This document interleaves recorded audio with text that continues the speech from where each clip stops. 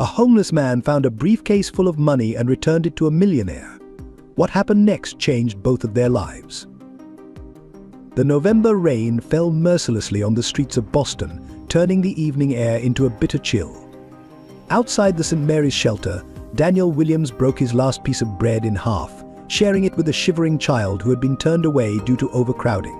"Things will get better," he whispered, though his own empty stomach betrayed his words. As he sought refuge in a dim alley behind Preston Tower, his flashlight beam caught something unusual: a leather briefcase, its rich brown surface glistening with rain. His hands trembled as he reached for it, unknowingly touching the object that would change not just his life, but the lives of many others. Have you ever wondered how a single act of kindness can change multiple lives? Before we dive into this touching story, let us know where you're watching from in the comments below, and don't forget to subscribe for more heartwarming real-life stories like this. 5 years ago, Daniel Williams had it all. At 42, he was a senior accountant at Bradford Associates, one of Boston's most prestigious financial firms. His corner office on the 31st floor overlooked the harbor, where he would often pause from reviewing financial statements to watch the boats drift by. The gold-plated nameplate on his desk spoke of 15 years of dedication, 3 promotions, and countless 60-hour weeks that had earned him the reputation as the firm's most trusted financial advisor. But it wasn't the career success that made Daniel's life complete.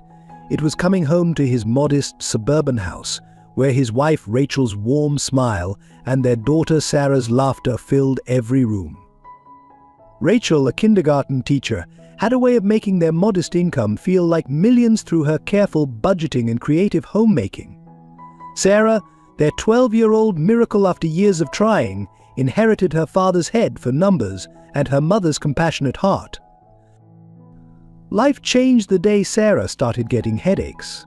What began as occasional migraines evolved into something more serious: a rare form of cancer that required expensive experimental treatments. Insurance covered the basics, but the most promising treatment options remained frustratingly out of reach. Daniel took on extra clients, working late into the night, determined to save his daughter. Then came the accusation that shattered everything: a $2.3 million discrepancy in one of his clients' accounts. Evidence pointed to systematic embezzlement spanning months. Documents bore his signature forged, he knew, but couldn't prove. The security footage showing someone accessing his computer late at night was grainy, inconclusive. His protestations of innocence fell on deaf ears. The investigation was swift and merciless. Bradford Associates, fearing reputation damage, distanced themselves immediately. His assets were frozen. Legal fees mounted. Former colleagues crossed the street to avoid him. The local news ran his photo with the headline, "Trusted Accountant Betrays Clients." His reputation, built over decades, crumbled in days. Rachel stood by him, unwavering in her belief in his innocence. She took extra teaching jobs, sold her jewelry, anything to keep Sarah's treatments going. But the stress took its toll. One rainy morning, rushing to pick up Sarah's medications, Rachel's car hydroplaned on the highway. The doctors said she died instantly, without pain. Daniel wasn't allowed to leave custody to attend her funeral. Though eventually cleared of criminal charges due to insufficient evidence, the damage was done. No firm would touch him. His savings were depleted by legal fees. Sarah's medical bills mounted. One by one, he sold their possessions: the house, his car, Rachel's piano. They moved into progressively smaller apartments until even those became unaffordable. The final blow came when Child Services deemed him unable to provide adequate care for Sarah. His daughter, weak from treatments but still managing to smile, was placed with Rachel's sister in Philadelphia. "I'll make this right," he promised her during their tearful goodbye. "I'll find a way back to you." Sarah slipped her favorite book into his hands, a worn copy of The Little Prince that Rachel used to read to her. "Keep it safe, Dad," she whispered. "Like you always keep your promises." Now, at 47, Daniel's designer suits had been replaced by donated clothes, his leather briefcase by a weathered backpack. He kept his accounting skills sharp by helping other homeless people manage their benefits and navigate bureaucracy. His former profession became a bitter joke among those who knew him, the accountant who couldn't account for his own downfall. But he never lost his integrity or his drive to somehow, someday, make things right for Sarah. Each night, before finding whatever shelter he could, Daniel would take out the worn photo of Sarah and Rachel, protected in a plastic sleeve, and read a page from The Little Prince. He kept meticulous records of Sarah's treatment schedule in Philadelphia, marking off days until he could save enough for the next bus ticket to visit. His daughter's illness had stabilized, but the advanced treatments that could make a real difference remained tantalizingly out of reach. Much like the life he once knew, visible through the windows of towering office buildings but impossibly far from his current reality. Yet even in his darkest moments, Daniel maintained the precise, analytical mind that had once made him an excellent accountant. He knew every free meal schedule in the city, every shelter's check-in time, every place that might offer work to someone with his background, despite his history. He volunteered at soup kitchens, not just for the guaranteed meal, but because helping others gave him purpose. His fellow homeless knew him as the man who would share his last dollar, who would help fill out forms, who would listen without judgment to their stories. The streets of Boston had a different rhythm after dark. Daniel had learned its beats over the past 3 years, like a song he never wanted to know by heart. Tonight he huddled in his usual spot behind the public library, protected from the wind by a concrete alcove. His possessions were few but organized with professional precision: a waterproof bag containing Sarah's photo and The Little Prince. A notebook filled with careful calculations of every penny earned and spent, and a folder of Sarah's medical records that he updated after each phone call with her aunt. Despite his circumstances, Daniel maintained a strict routine. Each morning he would wash up in the public restroom of the local coffee shop, whose owner, Mrs. Chen, pretended not to notice while occasionally leaving day-old pastries on the counter by mistake. He kept his graying hair neatly trimmed using free services at the community center, and his donated clothes were always clean and pressed, thanks to a sympathetic laundromat worker who let him use the machines during off hours. His days were structured around helping others, perhaps as a way to maintain his own dignity. At the Hope Harbor shelter, he had become an unofficial financial advisor to other homeless individuals, helping them navigate benefit applications, budget their limited resources, and understand legal documents. The shelter's director, Mark Thompson, had offered him a paid position multiple times, but Daniel always declined. "I can't commit to regular hours when I might need to leave for Philadelphia at any time," he would explain, though everyone knew visiting Sarah depended on having bus fare. The homeless community had come to rely on Daniel's quiet strength and wisdom. There was Jenny, a teenage runaway he'd convinced to reconnect with her parents' old Pete, whose veterans' benefits Daniel had successfully appealed, and countless others who found hope in his patient guidance. He became known as the professor among the homeless population, not just for his knowledge, but for his habit of teaching basic financial literacy to anyone willing to learn. Every Wednesday, Daniel volunteered at the children's ward of Boston General Hospital, reading stories to sick kids. The nurses knew his history. How could they not, given the media coverage of his case? But they saw how the children responded to his gentle presence. It was here that he felt closest to Sarah, as if each story read to a sick child somehow reached his daughter as well. The hospital's chief of pediatrics had once pulled him aside, offering to review Sarah's case, but the recommended treatment plan remained financially out of reach. Between volunteer work, Daniel took odd jobs, everything from helping at construction sites to providing basic bookkeeping for small businesses willing to pay cash. Every dollar was meticulously recorded in his notebook, with a precise percentage allocated to Sarah's treatment fund. He lived on barely anything, eating at soup kitchens, and often giving away what little he had to those he deemed in greater need. The hardest part wasn't the cold or hunger or discomfort. It was the isolation that came with his fall from grace. Former colleagues would hurry past, eyes averted, if they recognized him at all. He'd learned to become invisible, to blend into the background of the city's busy streets. Yet he maintained his dignity, holding on to the beliefs that had once defined his professional life: accuracy, integrity, and service to others.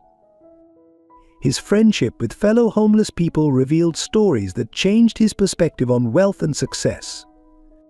There was the former surgeon whose gambling addiction had cost him everything, the retired teacher whose medical bills had bankrupted her, the young tech worker who'd lost his way after a mental health crisis. Their stories taught Daniel that the line between success and destitution was thinner than most people realized.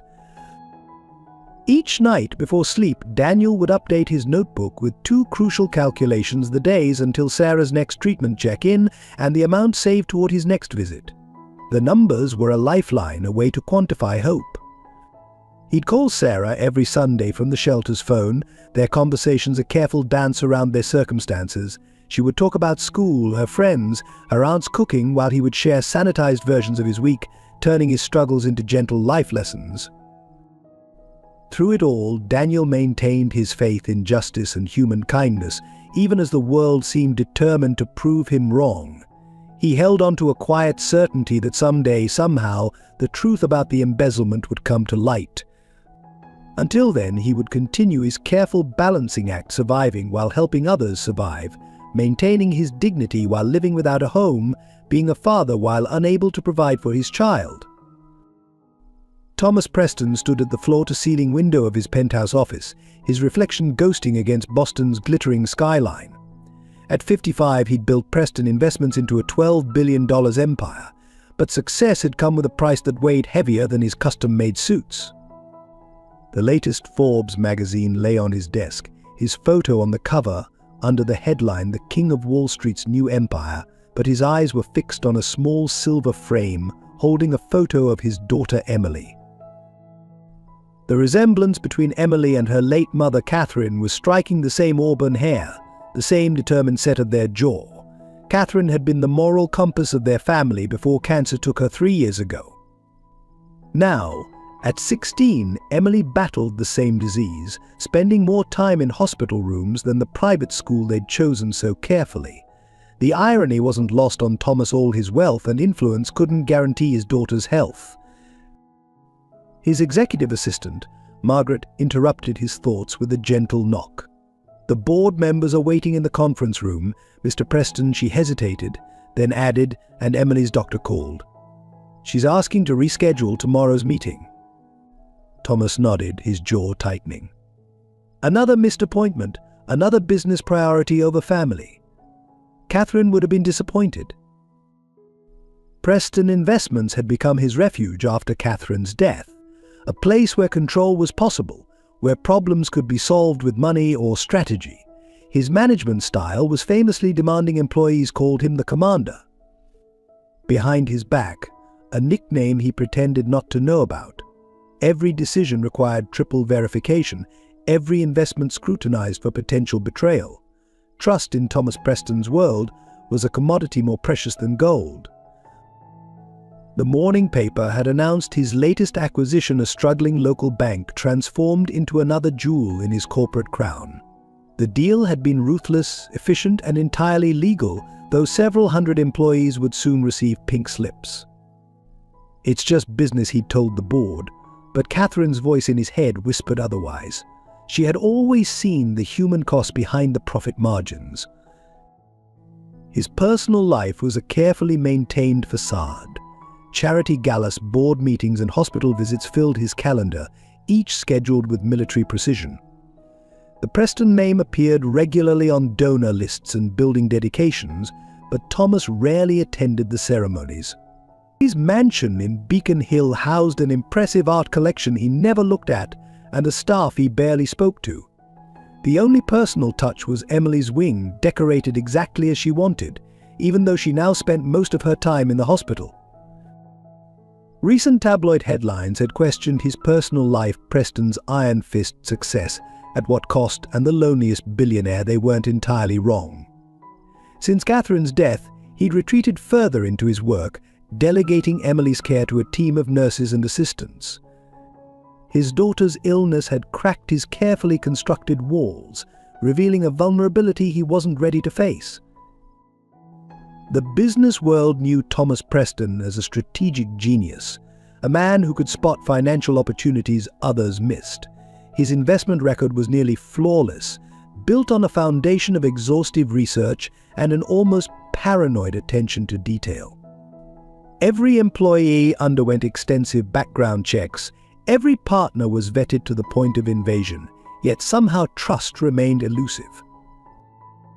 His current project, a revolutionary medical research facility, was more personal than he'd admit. Publicly, it was about diversifying his portfolio. Privately, it was a desperate attempt to find better treatments for conditions like Emily's. The facility would be named after Catherine, though he hadn't told Emily yet. Some part of him feared she'd see through his attempt to buy redemption for all the school plays missed, all the dinners cancelled, all the times business came first. In quiet moments, Thomas questioned the empire he'd built. Catherine had once told him, "Success isn't about what you gain, but what you give." Those words haunted him now, especially during his weekly visits to Emily's hospital room, where his daughter's quiet strength reminded him so much of her mother. Money had always been his solution to problems, but Emily's illness and Catherine's absence had taught him its limitations. Yet change didn't come easily to Thomas Preston. Trust had been betrayed too many times, faith in humanity tested, and found wanting. Each business day was a battle, each decision a potential trap, each new face a possible threat. Only in Emily's presence did the armor crack, showing glimpses of the man Catherine had loved, the father he wished he could be more often. The leather briefcase lay heavy in Daniel's hands, its platinum clasps gleaming under the flickering streetlight. Rain drummed against the alley's metal awning as he ran his fingers across the engraved initials TP. Something about its weight suggested more than just documents inside. For a moment he considered leaving it untouched. Found money often meant found trouble, but the thought of Sarah's latest medical report pushed his hands toward the clasps. Inside, stacked in neat bundles, lay more money than Daniel had seen since his banking days. $5 million in crisp hundreds, according to his quick mental calculation. Beside the cash, a financial portfolio marked Preston Medical Research Initiative Confidential, and a fountain pen worth more than 6 months of Sarah's treatments. His hands trembled as he lifted one of the bundles, the smell of new bills mixing with the alley's dampness. His phone, a basic model he kept for calls with Sarah, showed 19% battery and 11:42 p.m. Sarah's next treatment evaluation was in 3 days. The specialist in Philadelphia had mentioned a new protocol, something promising but expensive, $175,000 for the initial phase alone. His current savings, carefully stored at the shelter's secure facility, amounted to $3,428.67. The stack of bills in his hands could change everything. But as he sat there, rain seeping through his worn jacket, different numbers flashed through his mind. 15 years building his reputation at Bradford Associates. 3 years on the streets. 7 missed birthdays with Sarah. One promise he'd made to his late wife: "I'll always show our daughter the right path." The mathematical precision that had once made him an excellent accountant now forced him to calculate the true cost of his choices. A police siren wailed in the distance, making him flinch.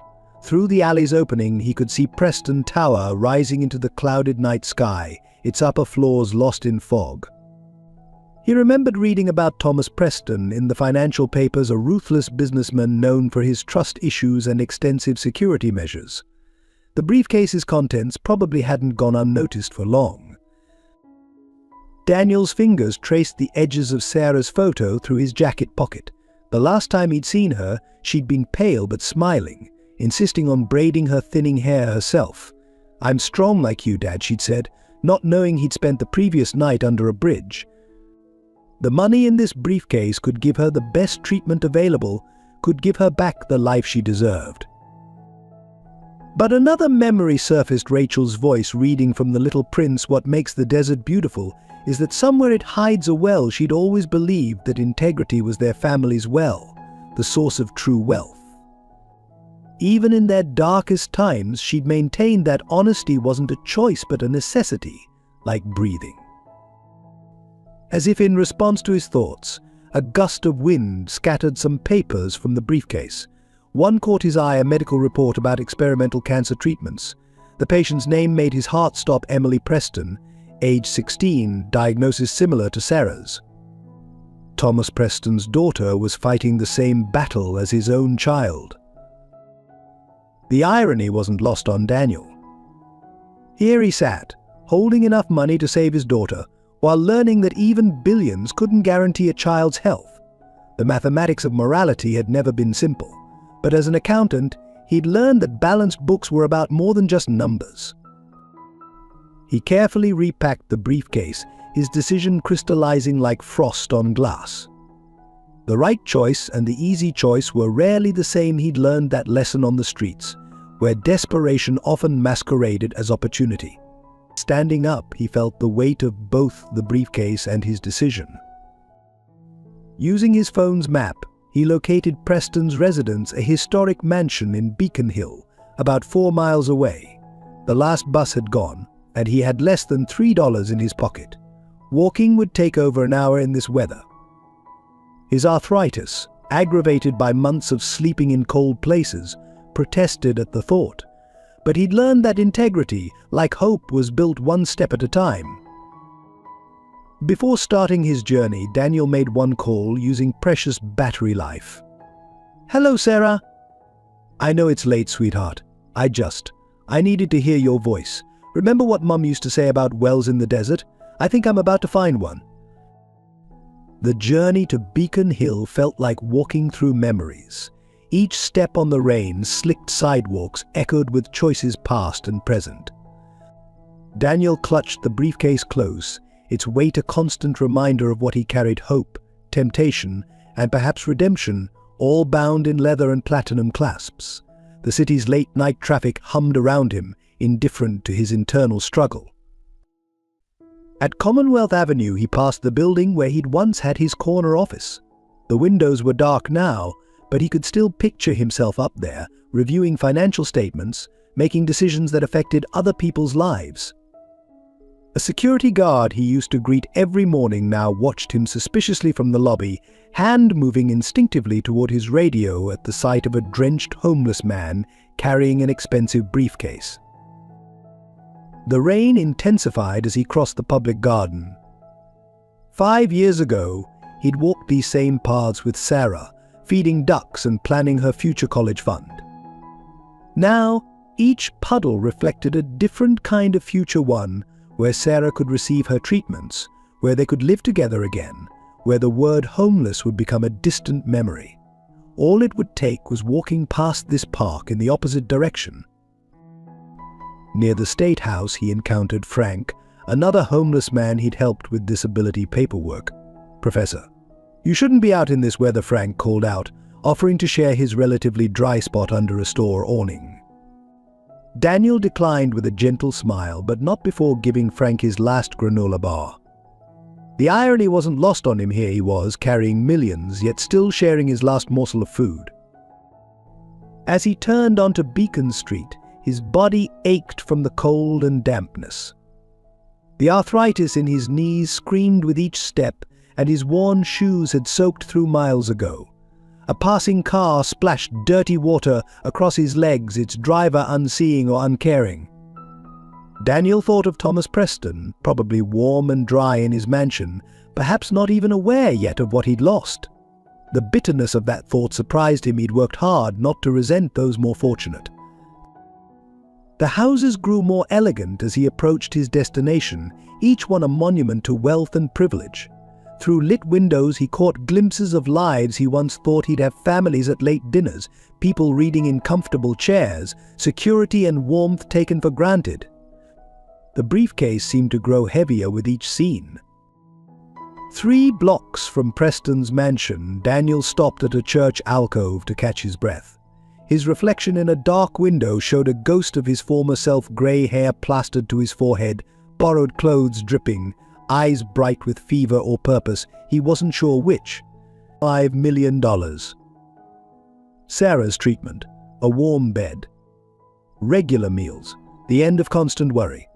All possible with just a different choice. But as he stood there, another reflection joined his in the window. Rachel's, or perhaps just his memory of her.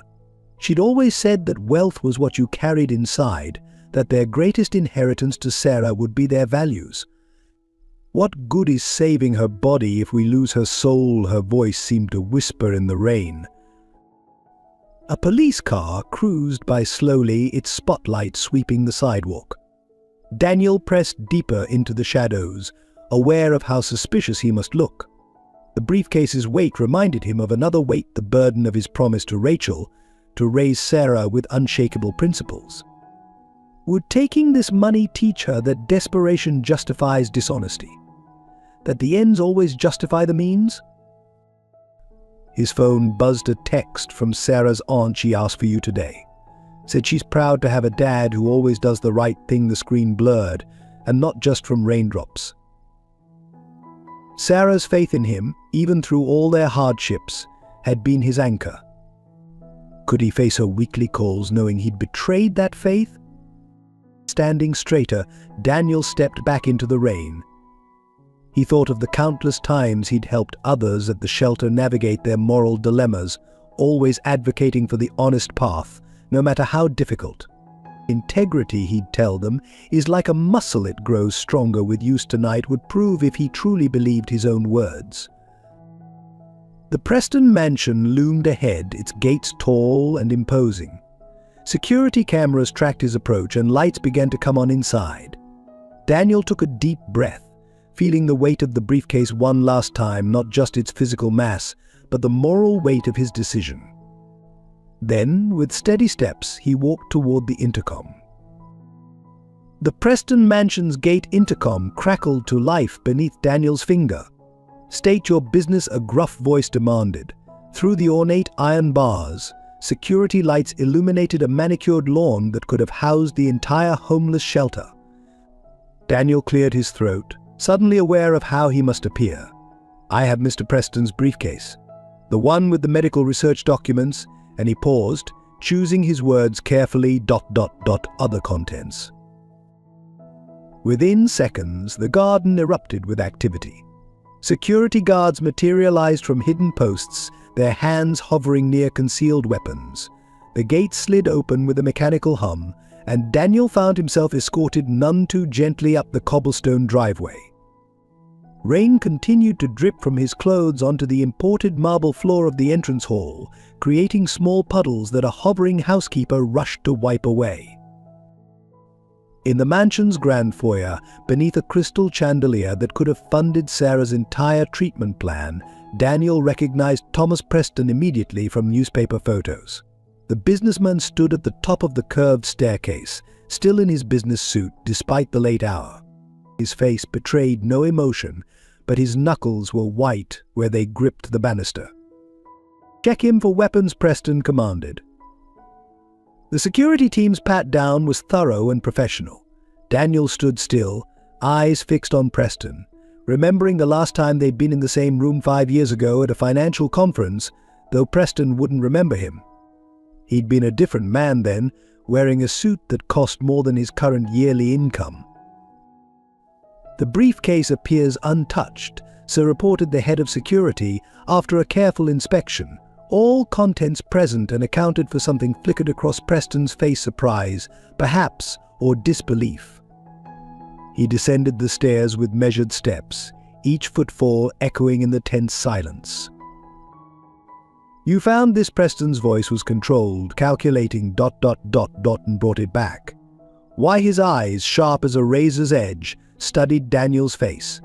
Behind him, a young girl appeared at the top of the stairs, Emily Preston, pale but curious, wrapped in a designer bathrobe. Daniel's heart clenched at how much she reminded him of Sarah. "Because it was the right thing to do," Daniel answered simply. Then, glancing at Emily, he added softly, And because some things are more important than money, Preston's gaze followed his to Emily, and something shifted in the businessman's expression. The contents of this briefcase, Preston began carefully, are worth $5,423,000, Daniel completed, plus the Mont Blanc fountain pen worth approximately $12,000 and medical research documents that I imagine are priceless to the right people. The precision of his assessment raised Preston's eyebrows. You counted it. I'm an accountant. Was an accountant. Old habits die hard. A ghost of a smile crossed Daniel's face. Emily had made her way down the stairs, despite a nurse's hovering protests. Dad, she said, her voice carrying the weight of wisdom beyond her years, he's soaking wet. Can't we at least offer him a towel and some coffee? Preston seemed to really see Daniel for the first time, the worn clothes, the exhausted stance, the dignity that somehow survived it all. Of course, he said, as if remembering his manners. Margaret, please show Mr. Williams. Daniel Williams. Show Mr. Williams to the study, and bring some coffee and towels. The study was larger than Daniel's last apartment. Books lined walls of rich mahogany, their spines bearing titles about finance and power. As he dried himself with the offered towel, Daniel noticed a photo on the desk, Preston with his late wife and a younger, healthier Emily. The same photo he'd seen in news articles about Catherine Preston's cancer battle. $5 million, Preston said from the doorway, having dismissed the hovering staff. You could have disappeared with it. Started a new life. Why didn't you? There was genuine curiosity in his voice, perhaps even a touch of frustration. Daniel took a sip of the expensive coffee, savoring its warmth. I did think about it, he admitted. I have a daughter too. She's sick, like Emily. The money could have. He trailed off, then straightened his shoulders. But I made a promise to my late wife that I'd show our daughter what real wealth is. Real wealth, Preston's tone was questioning. Integrity. Once you lose it, no amount of money can buy it back. A long silence followed, broken only by the ticking of an antique clock. Preston moved to his desk, opened a drawer, and withdrew his checkbook. Name your reward, he said, pen poised. Daniel stood, placing his empty coffee cup carefully on a coaster.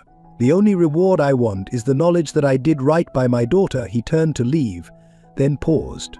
Mr. Preston, that medical research in your briefcase, the treatment protocol for Emily, it's the same one Sarah needs. Funny how life works sometimes. As he walked toward the study door, Preston's voice stopped him. Mr. Williams. Daniel's story shows us that even in life's darkest moments, integrity shines brighter than gold. This homeless father deserves 1,000 likes for his honesty and sacrifice, but you might be the first one to hit that like button. Let his inspiring choice remind us all that real wealth lies in our principles, not our pockets. A job, Daniel's voice echoed in the study, now lit by early morning sun. He'd spent the night explaining his story to Thomas Preston, each detail met with increasingly thoughtful nods. Mr. Preston, I appreciate the offer, but my background, the embezzlement accusations, which you were cleared of, Preston interrupted, tapping his laptop. My team spent the night investigating you, Mr. Williams. Quite thoroughly. He turned the screen, showing Daniel's complete history from his stellar career to his devastating fall.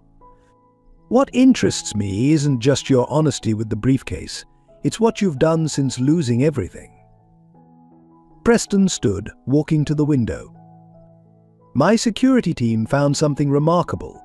Every shelter where you've stayed, every soup kitchen you've volunteered at, they all speak of a man who helps others manage their finances, who teaches financial literacy to the homeless, who hasn't stopped being an accountant just because he lost his office. Daniel shifted uncomfortably in his chair. It's nothing special, just trying to help where I can. My daughter Emily, Preston continued, his voice softening. She told me something interesting this morning. She overheard you mention Sarah's treatment. The same experimental protocol we're considering for her. The same doctor in Philadelphia. He turned back to Daniel. Life has a strange way of bringing the right people together at the right time. The job offer was both simple and complex: assistant financial controller at Preston Investments, starting immediately.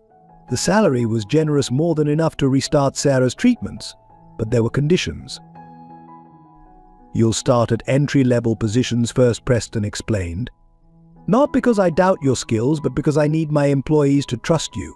You'll work directly with our charitable foundation, managing programs for homeless rehabilitation, and..." He paused. "You'll need to move into one of our corporate apartments. No daughter of an employee of mine will live with relatives while her father sleeps on the streets." Daniel's hands trembled slightly. "Mr. Preston, why? Why take this risk on someone like me?" Preston's response was measured. "Because in 30 years of business, I've learned to recognize opportunities. You returned $5 million despite desperate circumstances. That tells me more about your character than any background check. But more importantly..." He picked up a framed photo of Emily. "You reminded me of something my late wife Catherine always said: true wealth isn't what you have, but what you give away." The next hour was a blur of paperwork and logistics. Preston's efficiency was remarkable. By noon, Daniel had a corporate apartment key, a new wardrobe being delivered, and instructions to start work the following Monday. But it was the final detail that broke him. "I've arranged for Sarah to be transferred to Boston Children's Hospital," Preston said, sliding over a document. "Dr. Marshall, Emily's specialist, has agreed to take her case. The experimental protocol begins next week. Consider it part of your employee health benefits." Daniel stared at the papers, vision blurring. "I can't. This is too much." "You can, and it isn't." Preston cut in firmly. "But understand this, Mr. Williams, I'm not doing this out of charity. I'm investing in someone who proved his integrity when testing it cost $5 million. That kind of character is rare in my world. I expect returns on this investment." As Daniel left Preston Tower that afternoon, wearing a borrowed suit and carrying a new briefcase, he passed the alley where he'd found the original briefcase just yesterday. Life could change in an instant. He'd learned that lesson twice now. First, when he lost everything. And now, when an act of honesty opened an unexpected door. His phone buzzed a text from Preston. "One more thing. The corporate apartment has 2 bedrooms. I've spoken with Sarah's aunt. A car will pick her up from Philadelphia tomorrow. Consider it your signing bonus." Standing there, in the same spot where hours ago he'd been a homeless man in the rain, Daniel felt the weight of change settling on his shoulders. It wasn't just about him anymore.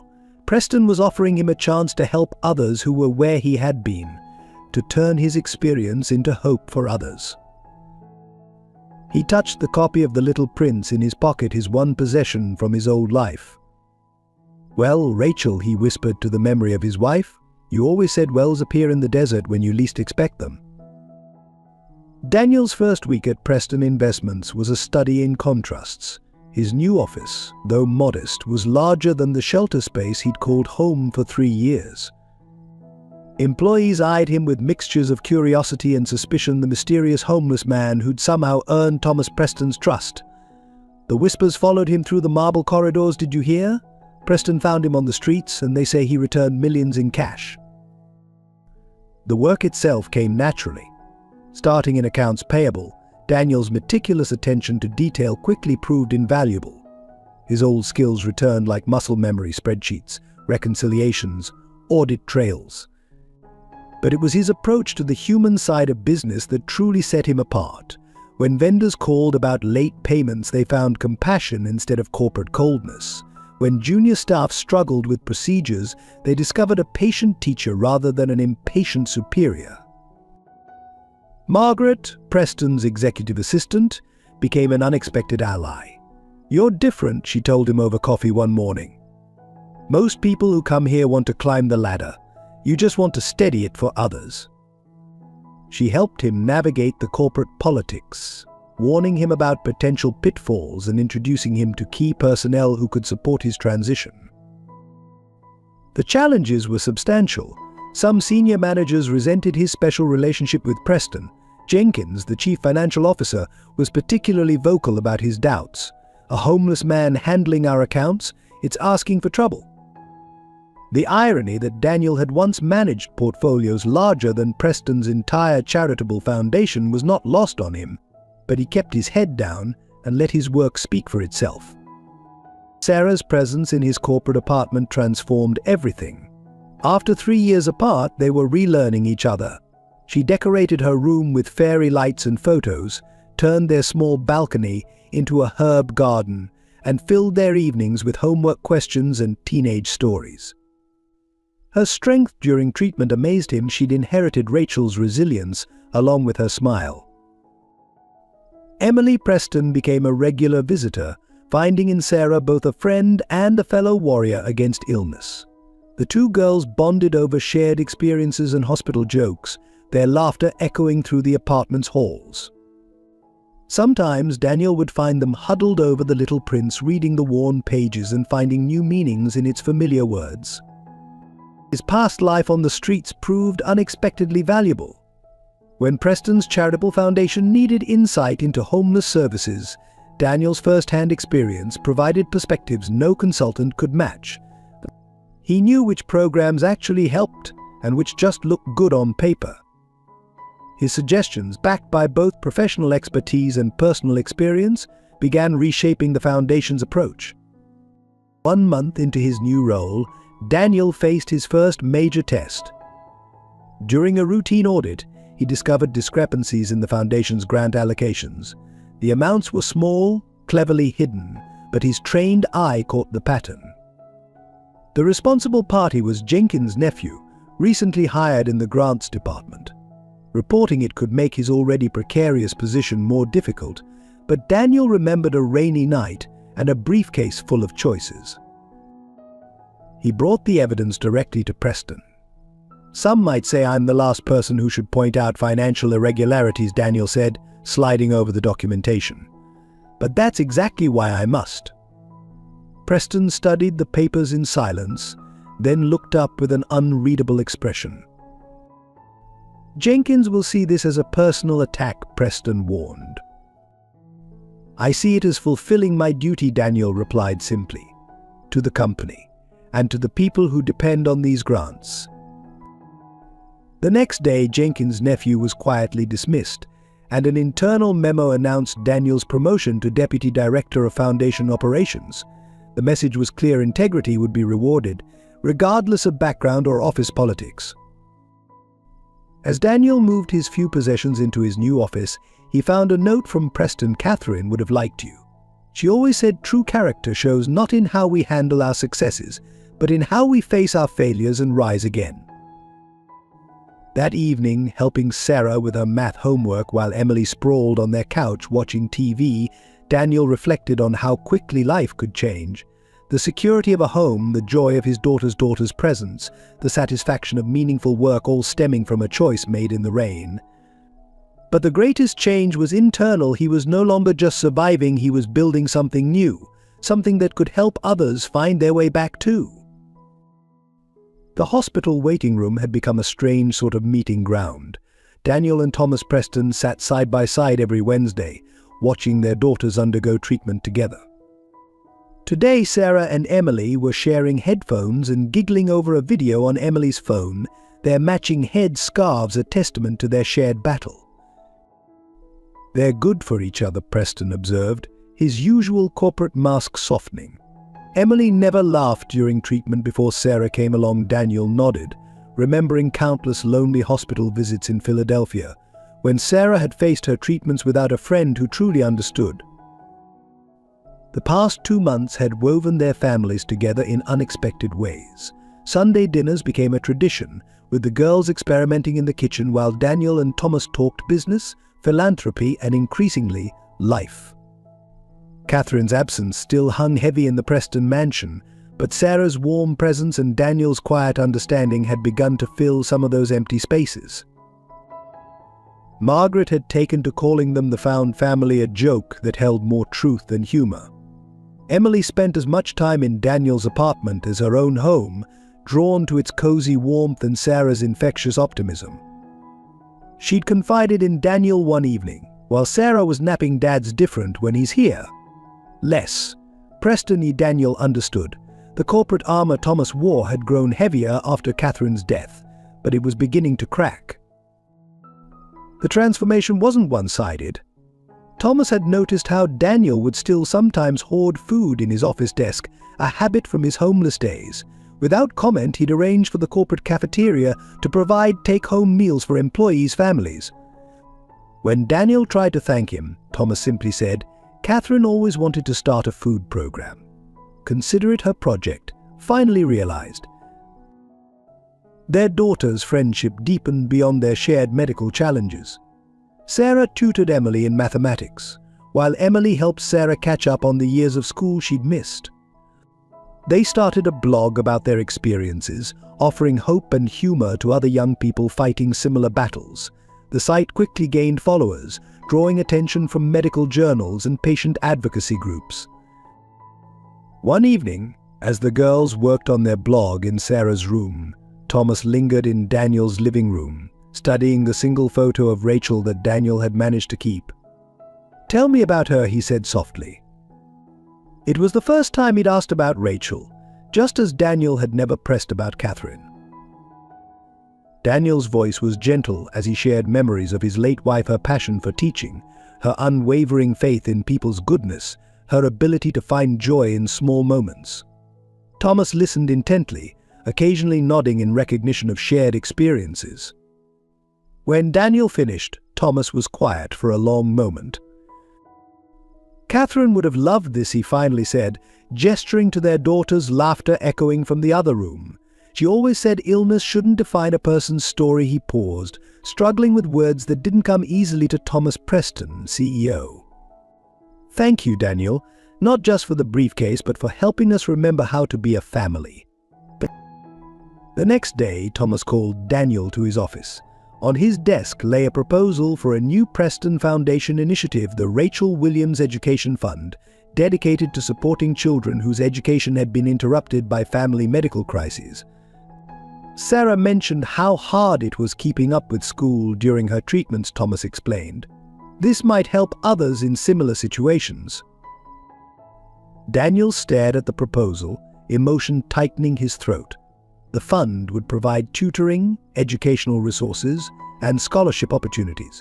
Rachel's dream of helping children learn would live on, touching lives she never could have imagined reaching. Their growing closeness faced its first real test when Preston Holdings board members questioned Thomas's decision to put Daniel in charge of the foundation's expanded programs. His background makes him uniquely qualified, Thomas had argued, his tone leaving no room for debate. Later, he confided to Daniel, "They're not questioning your abilities. They're questioning my judgment in trusting someone who knows what it's like to lose everything." "And why do you trust me?" Daniel asked. "Because you understand what real wealth is," Thomas replied. "Catherine tried to teach me that for years. I'm finally learning it through you and Sarah." As summer approached, the girls' treatments showed promising results. Their doctors spoke cautiously of remission, while Sarah and Emily planned a joint no more chemo party with the determined optimism of teenagers. Daniel watched them making lists of guests and decorations, remembering nights in the shelter when he'd prayed just to see Sarah smile again.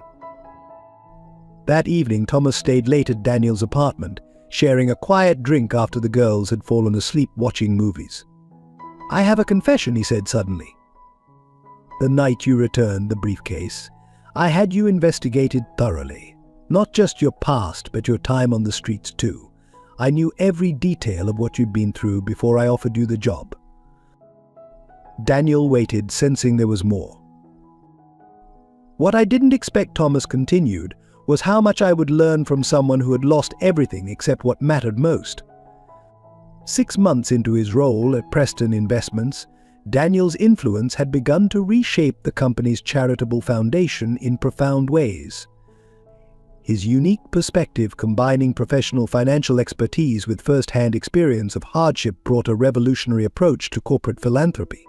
The boardroom that had once intimidated him now felt like a platform for meaningful change.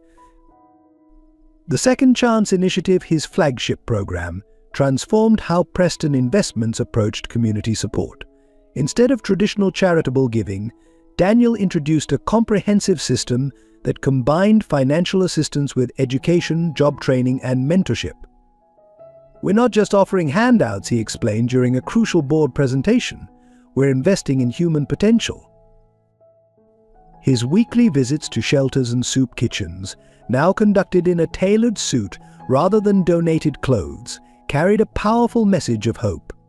Former acquaintances from his homeless days found in him not just inspiration but practical help. He'd established a network of corporate partners willing to offer jobs to those ready to rebuild their lives, creating a pathway he wished had existed during his own struggles.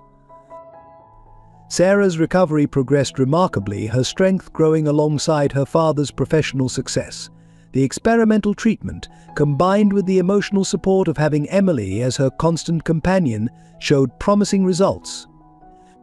Her doctors spoke optimistically about full remission, while Daniel carefully tracked every medical detail with the same precision he once applied to financial statements. Thomas Preston's trust in Daniel manifested in expanding responsibilities. When the Foundation's annual budget review revealed opportunities for more efficient fund allocation, Daniel's suggestions led to a 40% increase in program effectiveness without additional spending. "It's not about how much we give," he told Preston, "but how intelligently we invest in change."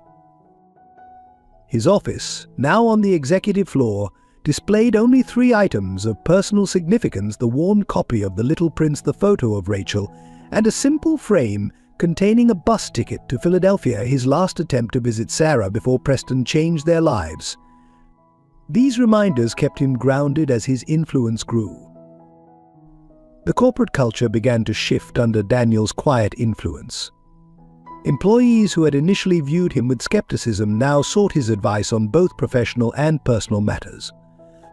His door remained open to everyone, from janitors to junior executives, each treated with the same respectful attention he'd shown while helping others complete benefit forms in shelters.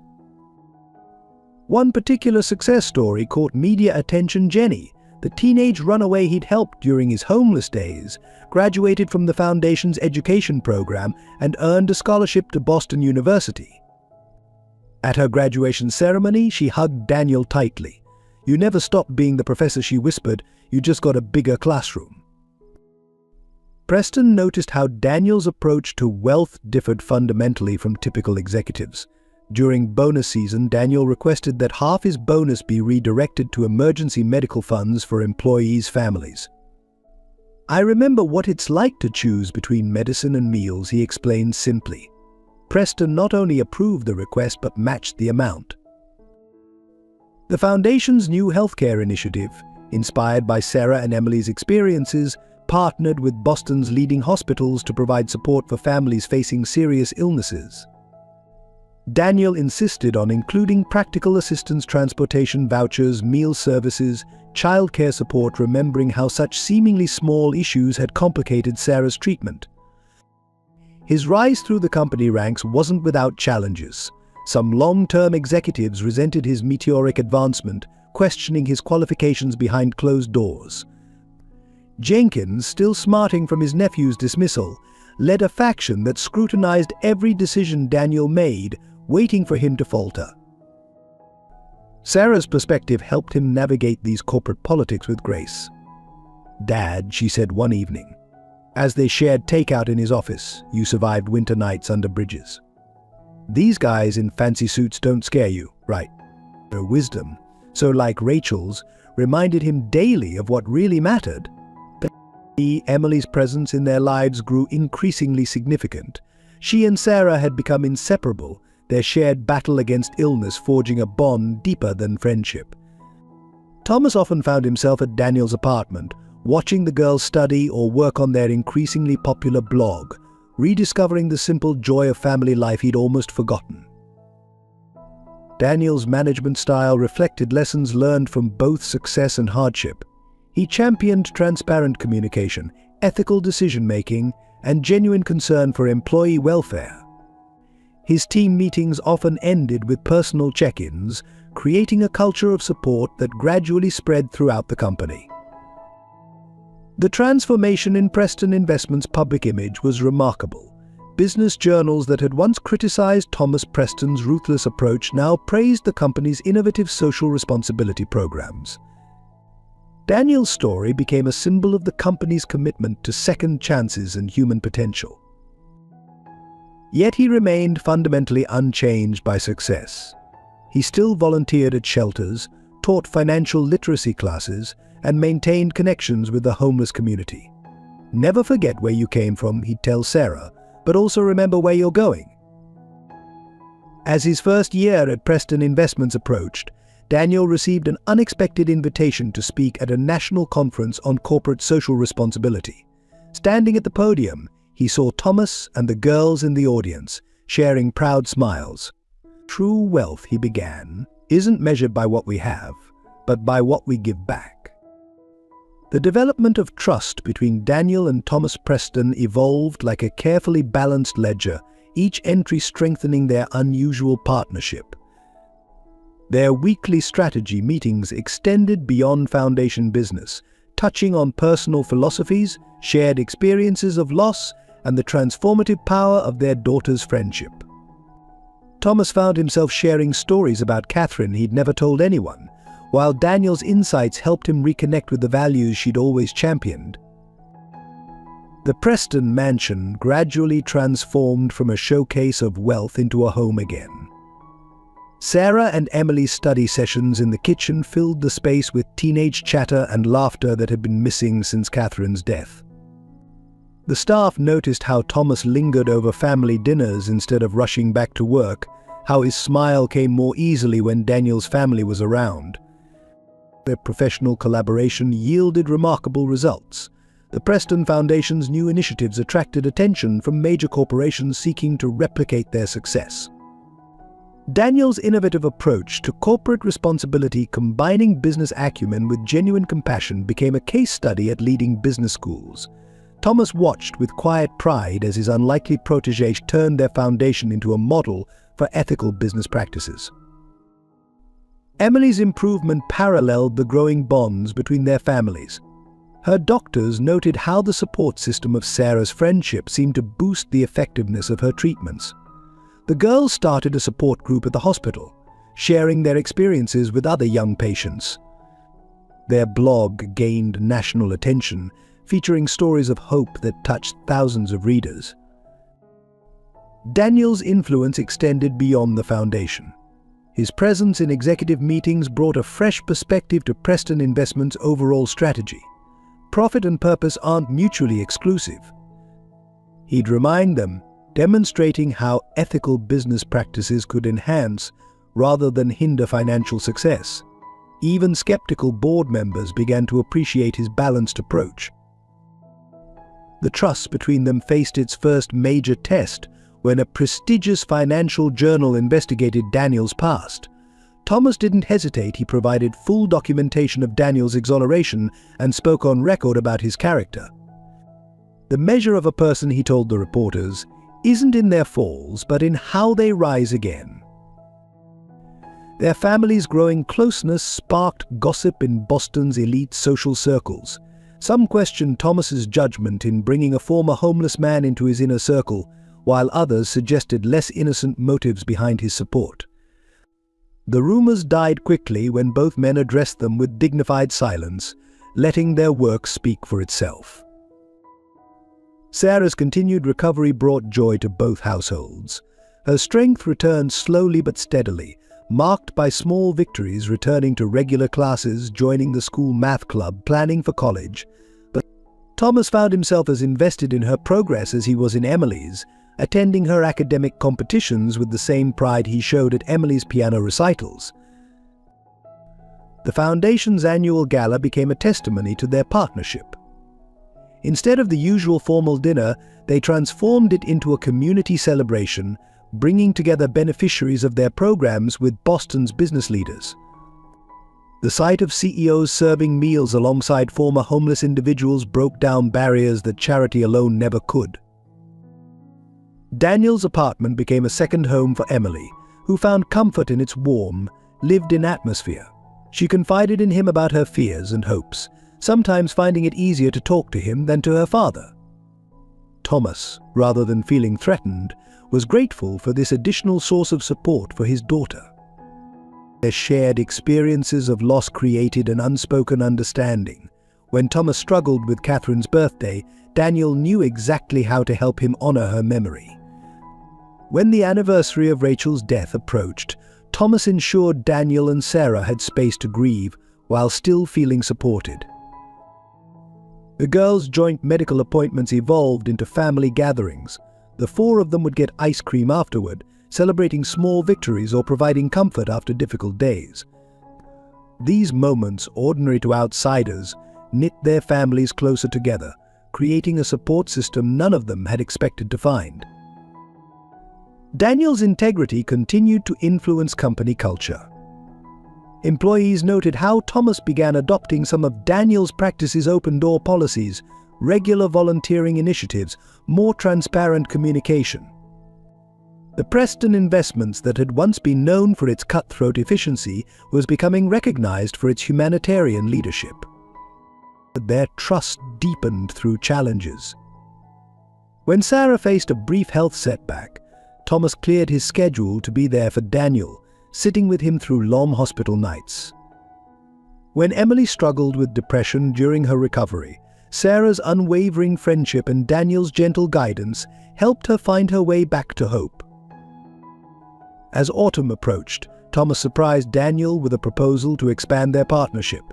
"The foundation needs a full-time director," he said, "someone who understands both business and compassion." The offer represented more than a promotion. It was a public acknowledgement of their trust and shared vision. The transformation in both men was evident to those who knew them well. Thomas's infamous trust issues had given way to a more balanced perspective, while Daniel's experiences of hardship had become a source of wisdom rather than shame. Together, they were building something neither could have achieved alone. The first signs of trouble appeared subtly, like small discrepancies in a complex financial statement. Jenkins, the CFO, began requesting increasingly detailed audits of the foundation's programs, focusing particularly on initiatives Daniel had implemented. His questions, though professionally framed, carried undercurrents of suspicion that made board meetings increasingly tense. Whispers in the corporate corridors grew louder. Some longtime executives resented Daniel's rapid rise and close relationship with Thomas. "From homeless to director in a year," they muttered. "Something doesn't add up." Anonymous emails began circulating, questioning the wisdom of putting a man with Daniel's background in charge of millions in charitable funds. The local business press, initially supportive of Preston Investments' innovative approach to corporate responsibility, started publishing subtle hints about potential improprieties. A seemingly innocent article about corporate governance quoted anonymous sources, expressing concern about the foundation's new direction. Another piece questioned whether Thomas Preston's judgment had been compromised by personal feelings. Sarah noticed the strain in her father, though he tried to hide it. "You're doing that thing with your jaw again," she observed one evening. The same quiet perception Rachel had possessed. The one that means you're worried but don't want to show it. Daniel managed to smile, amazed at how his daughter had grown into such an insightful young woman. Emily, too, sensed the growing tension. During one of their family dinners, she overheard Jenkins speaking harshly to her father about Daniel's latest proposal. The incident left her angry and protective of both families' bond. "Why do they want to ruin something that's helping so many people?" she demanded of Thomas later that night. The pressure intensified when a major donor threatened to withdraw support, citing concerns about the foundation's radical new direction. The donor, a conservative businessman from Thomas's old circle, expressed particular unease about Daniel's emphasis on systemic change rather than traditional charity. Thomas stood firm, But the incident deepened the divide within the company. Investigation into the foundation's activities became increasingly aggressive. Jenkins assembled a team to review every decision Daniel had made since joining Preston Investments. Each successful program was scrutinized for potential flaws, every budget allocation questioned.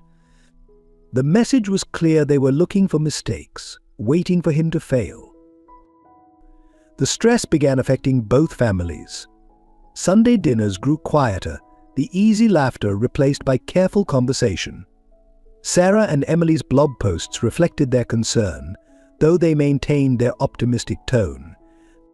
Thomas spent more time in closed-door meetings, while Daniel found himself defending decisions he'd once made with full support. A particularly vicious rumor suggested that Daniel's initial return of the briefcase had been orchestrated, a clever ploy to gain Thomas's trust. The story gained traction among those who found his rise too meteoric to be legitimate. Even some of Daniel's supporters began to question whether they'd been too quick to embrace his story. The girls' health became an unexpected focal point of criticism. Anonymous comments on their blog suggested their friendship was a calculated move on Daniel's part to manipulate Thomas's emotions. The cruel implications infuriated both fathers, but responding would only give the accusations more attention. Daniel recognized the patterns from his past disgrace: the gradual erosion of trust, the whispered doubts, the growing isolation. But this time was different. He had Thomas's unwavering support, Sarah's strength, and Emily's fierce loyalty. He also had something he'd lacked before: irrefutable evidence of his integrity in action. The Foundation's successful programs spoke for themselves. Lives had been changed, opportunities created, and hope restored to countless individuals. The financial records were impeccable, every decision documented and justified. Daniel had built everything on a foundation of transparency. Knowing his past made him vulnerable to exactly this kind of attack. Thomas watched the situation with growing concern and anger. He recognized the corporate politics at play, but was frustrated by its pettiness. The Preston Investments he'd built was threatening to revert to its old culture of suspicion and power plays, undoing months of positive change. The tension reached a new level when Jenkins presented the board with a proposal to restructure the foundation, effectively diminishing Daniel's role. The plan was carefully crafted to seem reasonable while undermining everything Daniel had built. Thomas rejected it outright, but the fact that it had gathered some support was troubling. Sarah and Emily responded to the growing pressure by becoming even more determined to showcase the positive impact of their family's collaboration. They organized a benefit concert at the hospital, bringing together young patients and their families in a celebration of hope and healing. The event's success made headlines, temporarily drowning out the negative press. Daniel maintained his composure through it all, continuing his work with quiet determination. He remembered long nights in the shelter, teaching basic budgeting to fellow homeless individuals, when you have nothing left but your principles. He told them, "You discover they're worth more than anything you lost." As autumn turned to winter, the atmosphere at Preston Investments grew increasingly charged. Something had to give. Either Daniel's vision for ethical corporate philanthropy would prevail, or the old guard would succeed in dismantling everything he and Thomas had built together. The crisis exploded on a quiet Tuesday morning. Daniel arrived at work to find the office in chaos. Overnight, anonymous documents had been leaked to major financial news outlets, suggesting massive irregularities in Preston Investments' charitable foundation. The allegations were devastating: misappropriated funds, fabricated success stories, and implied kickbacks from partner organizations. Thomas Preston was already in emergency meetings with the board when Daniel reached the executive floor.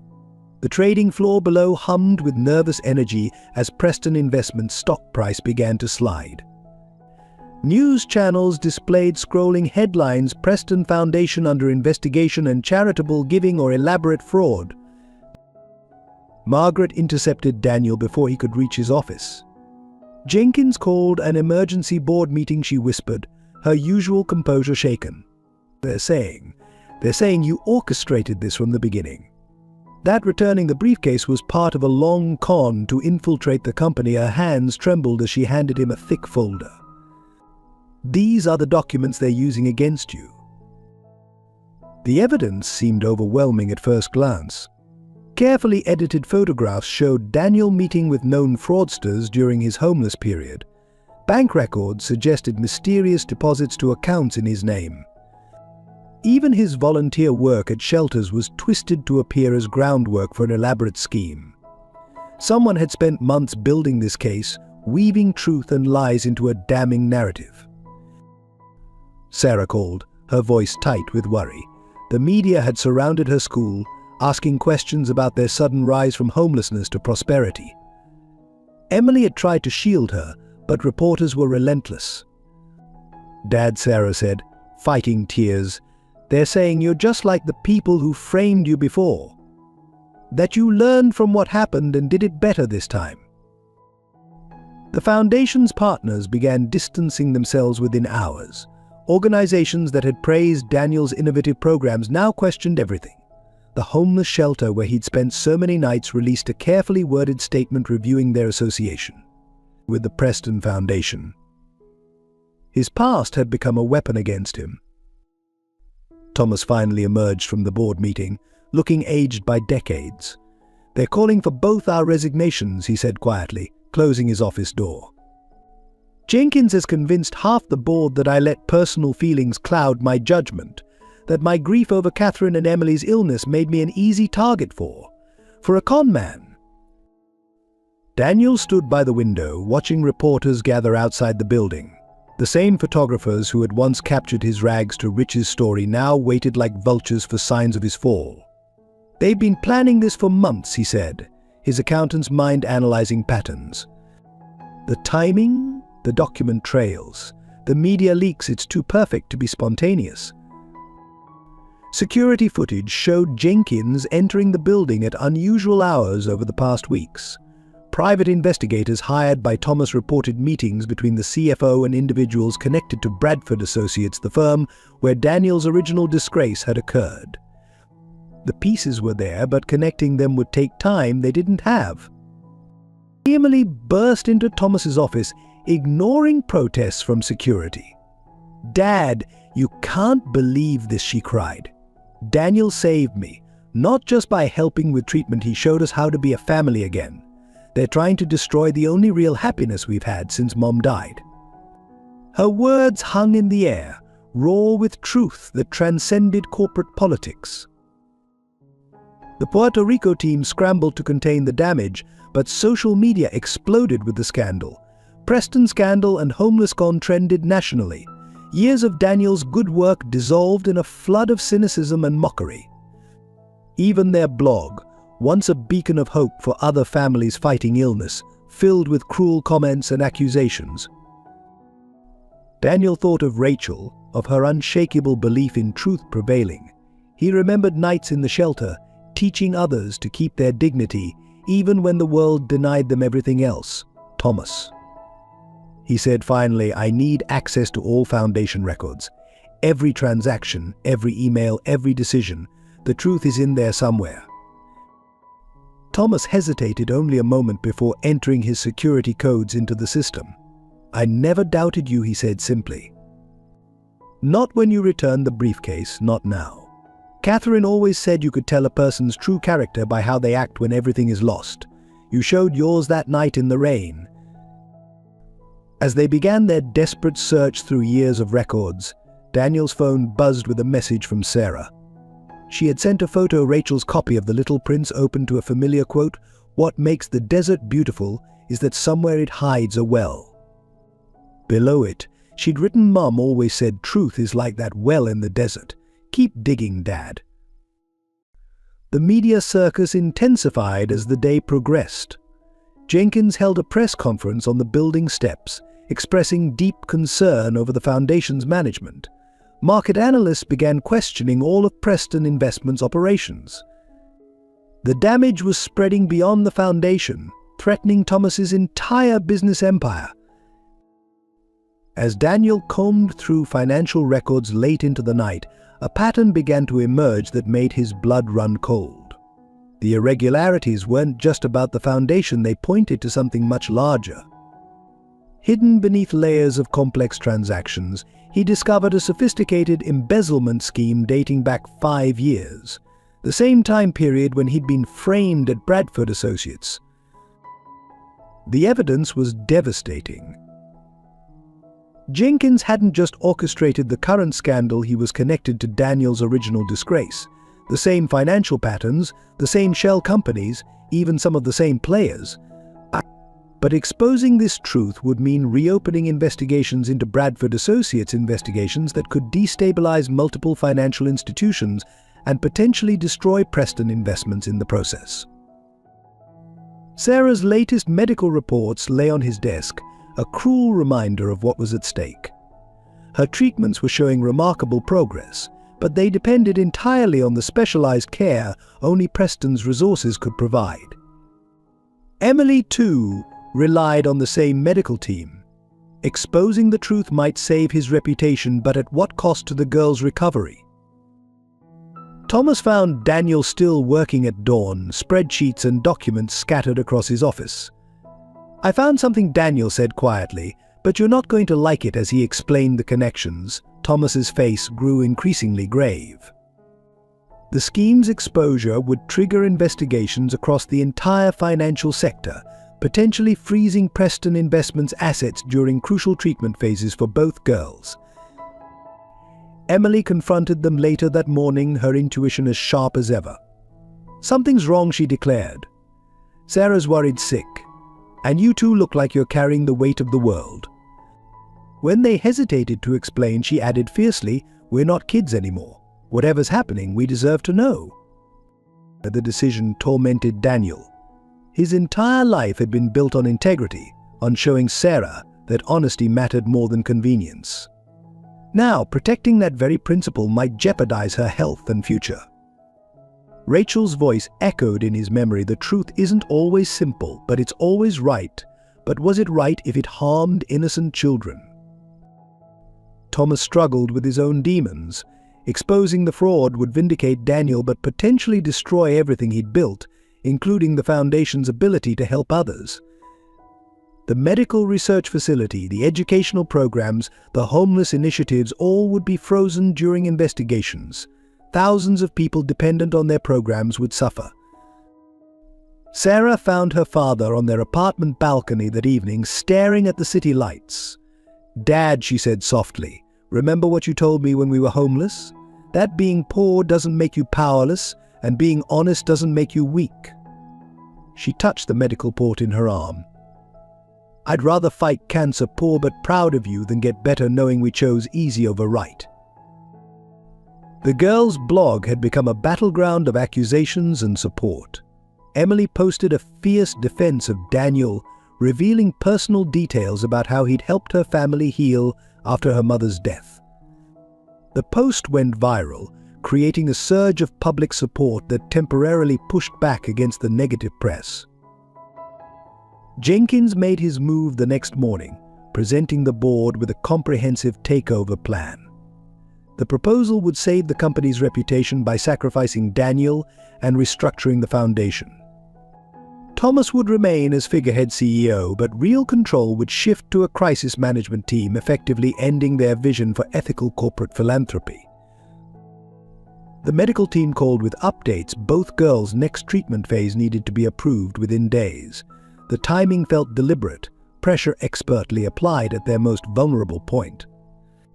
Daniel thought of all the families depending on their programs, of Sarah and Emily's hard-fought progress, of Thomas's trust in him. Standing at his office window, Daniel watched protesters gathering below, a mix of foundation supporters and critics. Among them, he recognized faces from his homeless days, people whose lives had been changed by their programs. Their signs read, "Stand with Daniel and Truth Matters." The sight brought tears to his eyes.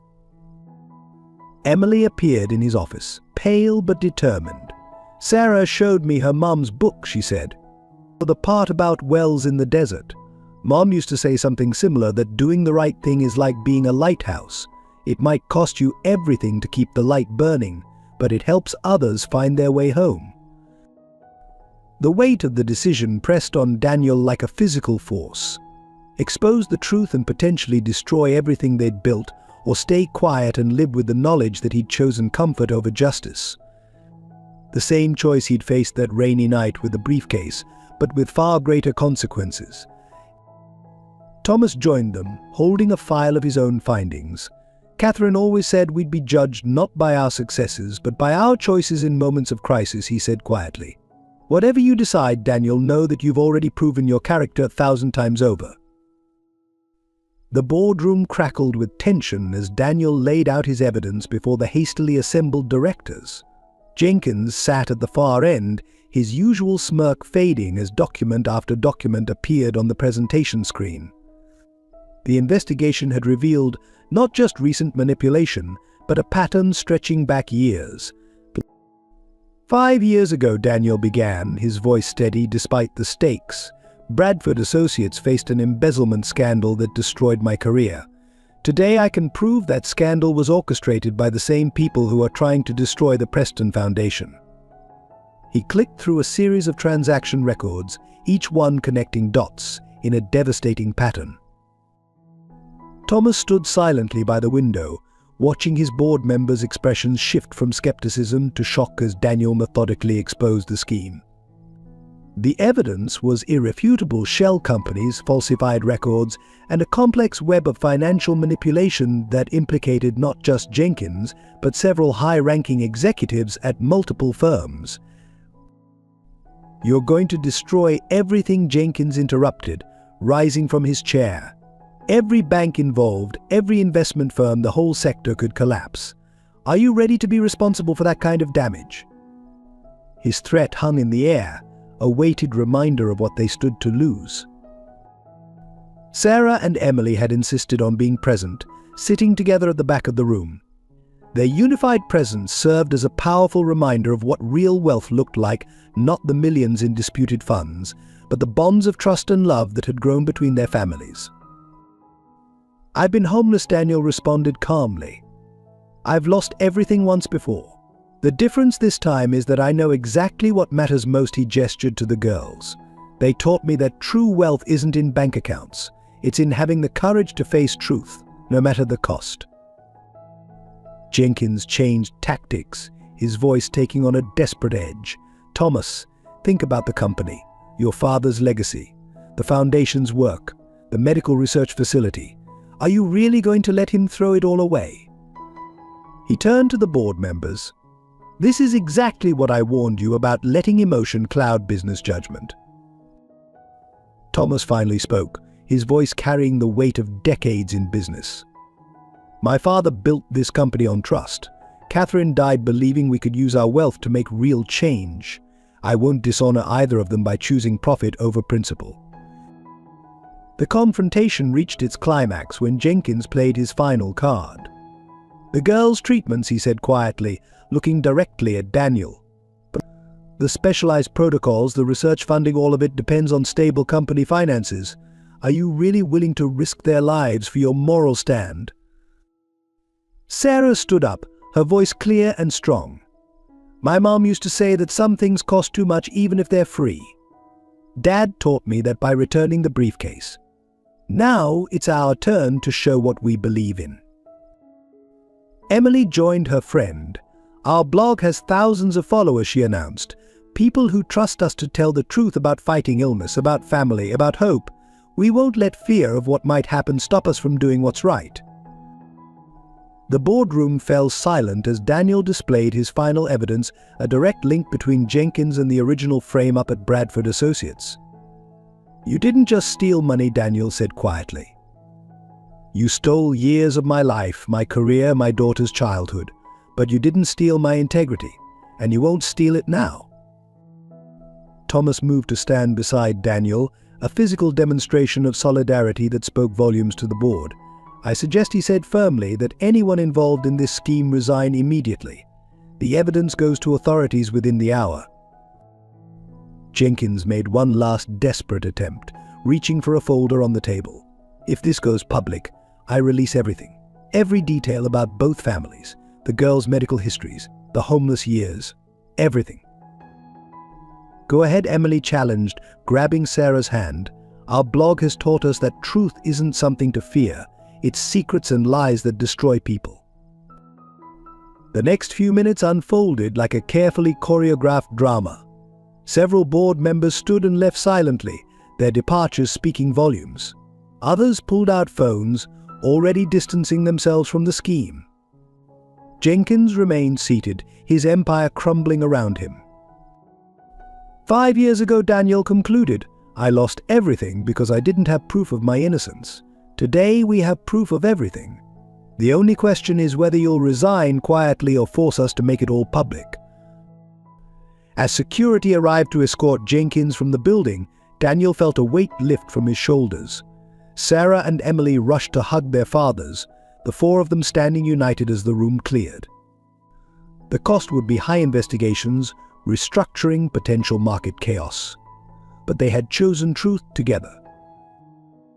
As this story of integrity and redemption unfolds, we'd be honored to have you join our community of storytellers and hope seekers.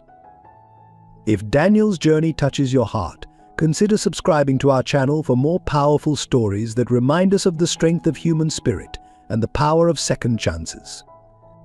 The morning after Jenkins' exposure, Preston Investments faced a media firestorm unlike anything in its history. Television crews camped outside the building, financial analysts debated the company's future on every business channel, and social media exploded with competing narratives. The stock price plummeted as investors struggled to understand the scope of the scandal. Preston Empire in crisis screamed the headlines. Market analysts predicted devastating ripple effects across the financial sector. Several major banks announced internal audits, their stock prices wavering in sympathy with Preston's decline. The foundation's partner organizations scrambled to distance themselves, fearing guilt by association. Sarah and Emily's normally busy hospital corridor fell eerily quiet as news of the scandal spread. Some parents pulled their children from the experimental treatment program, fearing the research funding would disappear. The girls watched from Emily's hospital room as their father's name scrolled across the news ticker, terms like whistleblower and financial crisis punctuating each update. Daniel maintained his calm exterior, but the strain showed in quiet moments. During his daily hospital visit, a nurse who had always been friendly turned away, whispering to colleagues as he passed. The shelter where he'd volunteered released a statement suspending all associations pending investigation despite his role in exposing the corruption. Thomas faced his own battles in the corporate sphere. Long-time business associates suddenly became unavailable for meetings. The prestigious hospital board where he'd served for years requested his temporary resignation.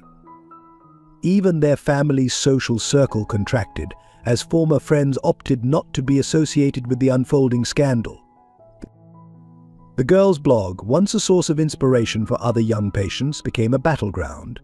While many followers defended them fiercely, others posted cruel comments questioning everything from their friendship's authenticity to their family's integrity. Sarah and Emily responded with a joint post titled "Truth Costs, but Lies Cost More," which went viral within hours. Preston Investments employees divided into camps. Many who had benefited from Daniel's foundation programs stood firmly behind him, organizing support rallies outside the building. Others, fearful for their jobs as the stock price fell, circulated petitions demanding both Daniel and Thomas step down to save the company. The investigation expanded beyond Jenkins, implicating several board members and executives across multiple firms. Each new revelation brought fresh waves of media attention and market volatility. Daniel's past homelessness became a focal point again, but this time painted as evidence of his integrity rather than suspicion. Margaret, ever loyal, organized a command center in Thomas's office to manage the crisis. She coordinated with lawyers, PR specialists, and financial advisors while filtering the constant barrage of press inquiries. Her quiet efficiency helped maintain a semblance of normalcy in the chaos. The most painful blow came when the hospital's board of directors called an emergency meeting about the experimental treatment program. Despite Thomas's personal guarantees, they worried about funding stability. The possibility of interrupting the girls' treatments loomed like a dark cloud over both families. Sarah found her father late one night, reviewing old shelter photographs on his phone. "Remember what you told me when we lost the house?" she asked softly. "That home isn't a place, it's the people who stand by you when things get tough." She hugged him tightly. "We're still standing, Dad." Emily demonstrated similar resilience. When a reporter ambushed her outside the hospital, asking if she felt betrayed by her father's role in the company's crisis, she responded with unexpected poise. "The only betrayal would have been choosing money over truth. I've never been prouder of both my fathers." The foundation staff worked tirelessly to maintain essential programs despite frozen funds and fleeing donors. Daniel spent long hours ensuring that emergency assistance remained available for those in critical need. "We help people find hope," he reminded his team. "That doesn't stop because times get tough." Thomas, watching the empire he'd built seem to crumble, found strength in unexpected places. Catherine's photo on his desk reminded him of her constant insistence that wealth carried responsibility. The crisis was stripping away everything except what mattered most: integrity, family, and the courage to stand for truth. The crisis deepened in the following weeks, reaching into every corner of their lives. Daniel discovered that several smaller banks connected to Jenkins' scheme were failing, triggering waves of layoffs that affected many families the foundation had helped. The weight of these indirect consequences pressed heavily on his conscience, despite knowing he'd done the right thing. Medical suppliers began demanding upfront payments from Preston's research facility, citing credit risk concerns. The specialized treatments both girls relied on required expensive materials that were becoming harder to secure. Thomas spent sleepless nights negotiating with suppliers, his voice growing hoarse from endless conference calls trying to maintain the treatment programs. Sarah's health showed subtle signs of stress from the situation. Her latest blood tests indicated concerning trends, though she tried to hide her worry. During one particularly difficult night of fever, she whispered to her father, "I don't regret supporting you, Dad. Some things are worth fighting for." Her words echoed Rachel's strength, making the moment both precious and painful. Emily developed anxiety attacks, triggered by the constant media presence outside their homes and the hospital. The girls' blog followers noticed a decline in posts, leading to worried messages from their community of supporters. When they finally posted an update, it was raw and honest. "Sometimes doing the right thing feels lonely, but we're learning that true friendship means standing together even when it hurts." The Preston mansion, once a symbol of power and success, became oddly quiet. Long-time staff members, feeling uncertain about their future, began seeking other positions. Family photos that had witnessed generations of Preston success now watched Thomas pace empty rooms, talking with lawyers and crisis managers late into the night. Daniel's corporate apartment building neighbors, who had welcomed him warmly months ago, now avoided eye contact in the elevator. Anonymous notes appeared under his door suggesting he moved to protect the building's reputation. The isolation reminded him of his homeless days, though this time he faced it with Sarah by his side and Thomas's unwavering support. The foundation's beneficiaries felt the impact acutely. Scholarship programs were suspended, housing assistance delayed, and medical support programs scaled back. Each cutback felt like a personal failure to Daniel, who had promised these people a second chance. He started using his personal savings to help the most critical cases, knowing it wasn't sustainable but unable to stand by while people suffered. Thomas discovered that Catherine's family had quietly sold their Preston Investments shares, a gesture of disapproval that struck deeper than any public criticism. Emily found the transaction record and tears filled her eyes. "Mom would have stood with us," she insisted. "She always said money couldn't buy the kind of wealth that matters." The girls' medical team began discussions about transferring them to more stable treatment programs, The suggestion sent both families into panic mode. Separating them now, after all they'd been through together, seemed cruel beyond measure. The girls responded by becoming even more inseparable, spending hours planning their future blog posts and discussing ways to help others facing similar challenges. Daniel's former shelter acquaintances watched the news with mixed emotions. Some felt betrayed, seeing the Foundation's reduced services as confirmation that help always came with strings attached.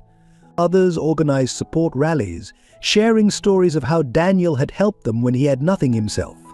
The contrast highlighted the complex nature of trust and loyalty.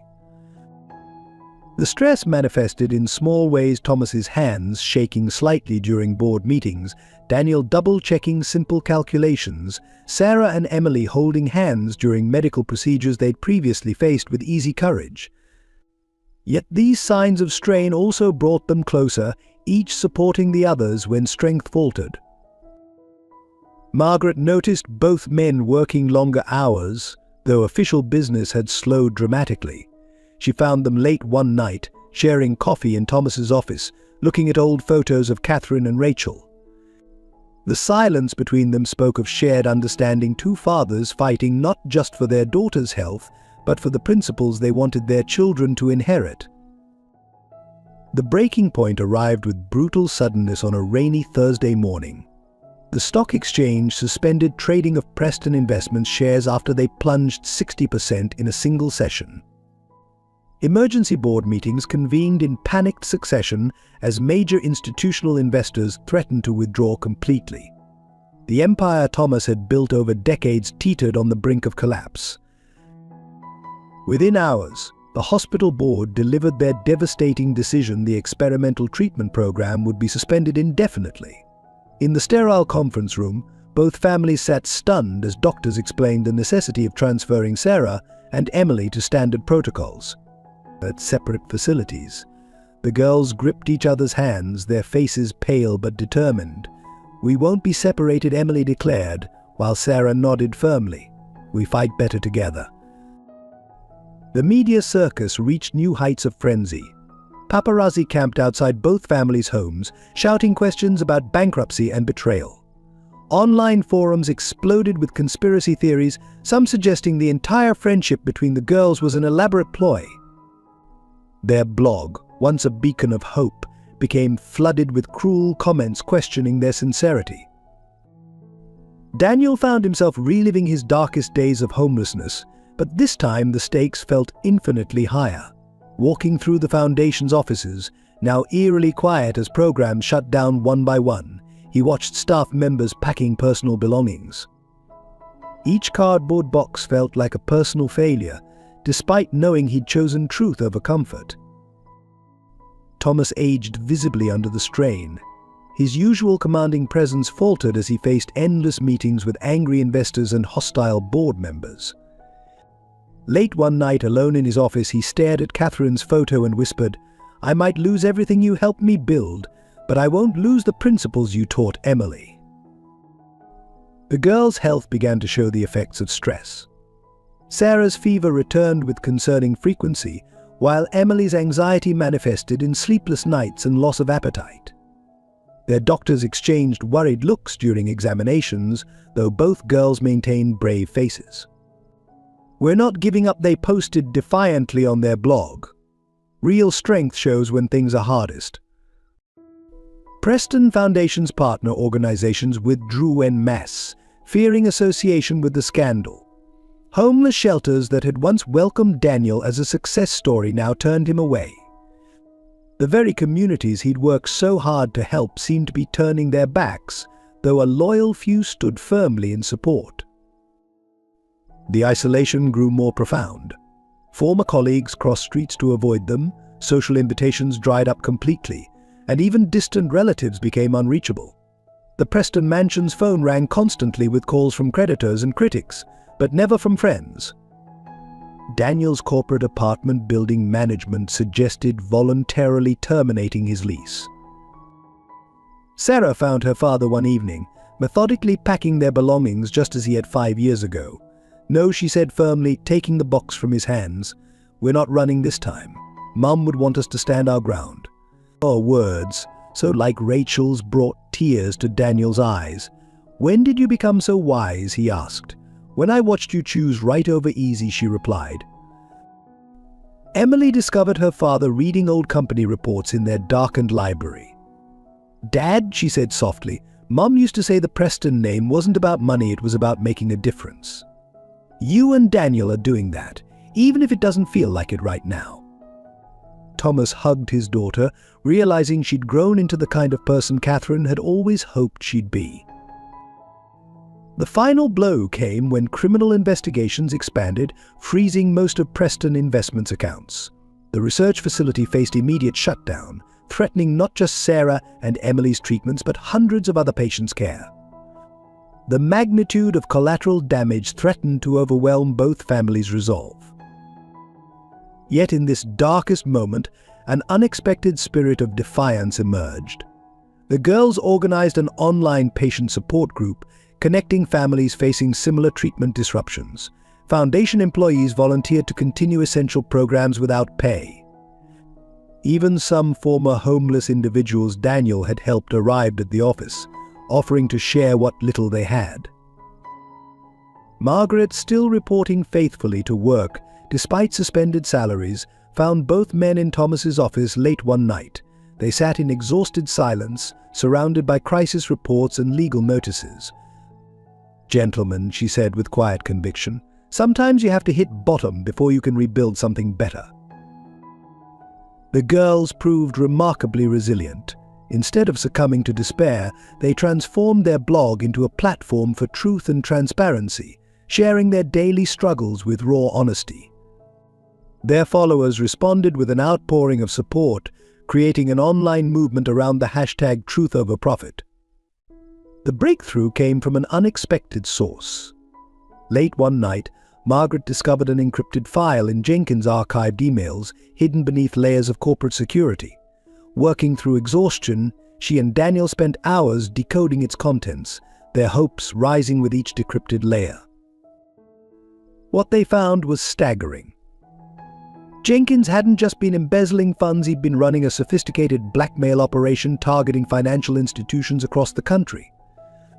The evidence revealed a network of corruption far larger than they'd imagined, with tentacles reaching into regulatory bodies and even law enforcement. At the heart of the documentation lay the truth about Daniel's original disgrace at Bradford Associates. Jenkins had orchestrated the entire frame-up, not just to hide his own theft, but to discredit the one person whose accounting skills might have uncovered his broader scheme. The detail and precision of the evidence was overwhelming. Dates, transactions, communications, all preserved by Jenkins as insurance against his co-conspirators. Thomas absorbed the information in his office at dawn, his expression shifting from shock to cold anger as he realized the full scope of the deception. "He didn't just steal money," he said quietly. "He stole years of your life, Sarah's childhood, everything you built." The documentation proved that several current Preston board members had been complicit, explaining their desperate attempts to discredit Daniel. Sarah and Emily insisted on being present when Daniel presented the evidence to federal investigators. They sat together, holding hands as they had through countless medical procedures, while their fathers exposed years of systematic corruption. The lead investigator's eyes widened as she realized the scale of what they'd uncovered. "This isn't just corporate fraud," she declared. "This is one of the largest financial conspiracies we've ever seen." The evidence implicated dozens of executives across multiple institutions. More significantly, it completely exonerated Daniel from his original disgrace. The detailed paper trail showed how Jenkins had methodically fabricated evidence, manipulated security footage, and bribed witnesses to create a perfect frame-up. Bradford Associates' involvement proved particularly damning. The documentation revealed that Daniel's former employers had knowingly participated in his framing, choosing to sacrifice an innocent man rather than risk exposing their own complicity in Jenkins' schemes. The truth of their betrayal, though painful, brought a kind of closure Daniel hadn't realized he needed. As federal agents swarmed Preston Investments offices, Thomas made a shocking discovery of his own. Catherine had suspected something was wrong before her death. Her personal journal, which he'd never had the heart to read, contained notes about discrepancies she'd noticed in the company's charitable giving. She'd been quietly investigating Jenkins, perhaps explaining why he'd worked so hard to undermine the foundation after Daniel's arrival. The girls' medical team arrived with urgent news amid the chaos. The treatment protocol was showing unprecedented success in both Sarah and Emily, but maintaining it required immediate funding decisions.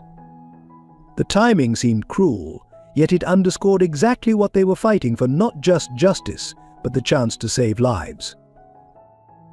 Daniel found himself back in his old corner office at Bradford Associates, now accompanied by federal investigators rather than security guards.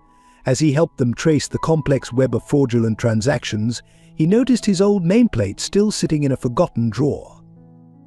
The sight brought not pain but validation. He'd always known he was innocent, and now he could prove it. Thomas worked tirelessly with investigators, his business acumen helping unravel the complex financial manipulations. Each new discovery revealed how close Jenkins had come to destroying not just Preston Investments, but the entire foundation of trust in financial institutions. The scale of what they'd prevented by exposing the truth began to outweigh the cost of doing so. Sarah and Emily turned their blog into a real-time chronicle of events, presenting complex financial fraud in terms their followers could understand. Their posts went viral, helping shape public narrative around the scandal. Sometimes they wrote, "Doing the right thing looks like destroying everything, but really, you're just clearing ground to build something better." As the truth emerged, waves of understanding and reconciliation began rippling through the financial community. Former colleagues from Bradford Associates reached out to Daniel, offering tearful apologies for doubting him years ago. Many admitted they'd suspected his innocence but had been too afraid to speak up. Their remorse, though late, helped heal wounds Daniel hadn't realized were still raw. The Preston Investments board members who had remained loyal organized an emergency session to publicly clear both Daniel and Thomas's names. The meeting, broadcast live at Sarah and Emily's insistence, became a powerful demonstration of corporate accountability. Those who had opposed Daniel now faced their own moral reckonings as their complicity with Jenkins came to light.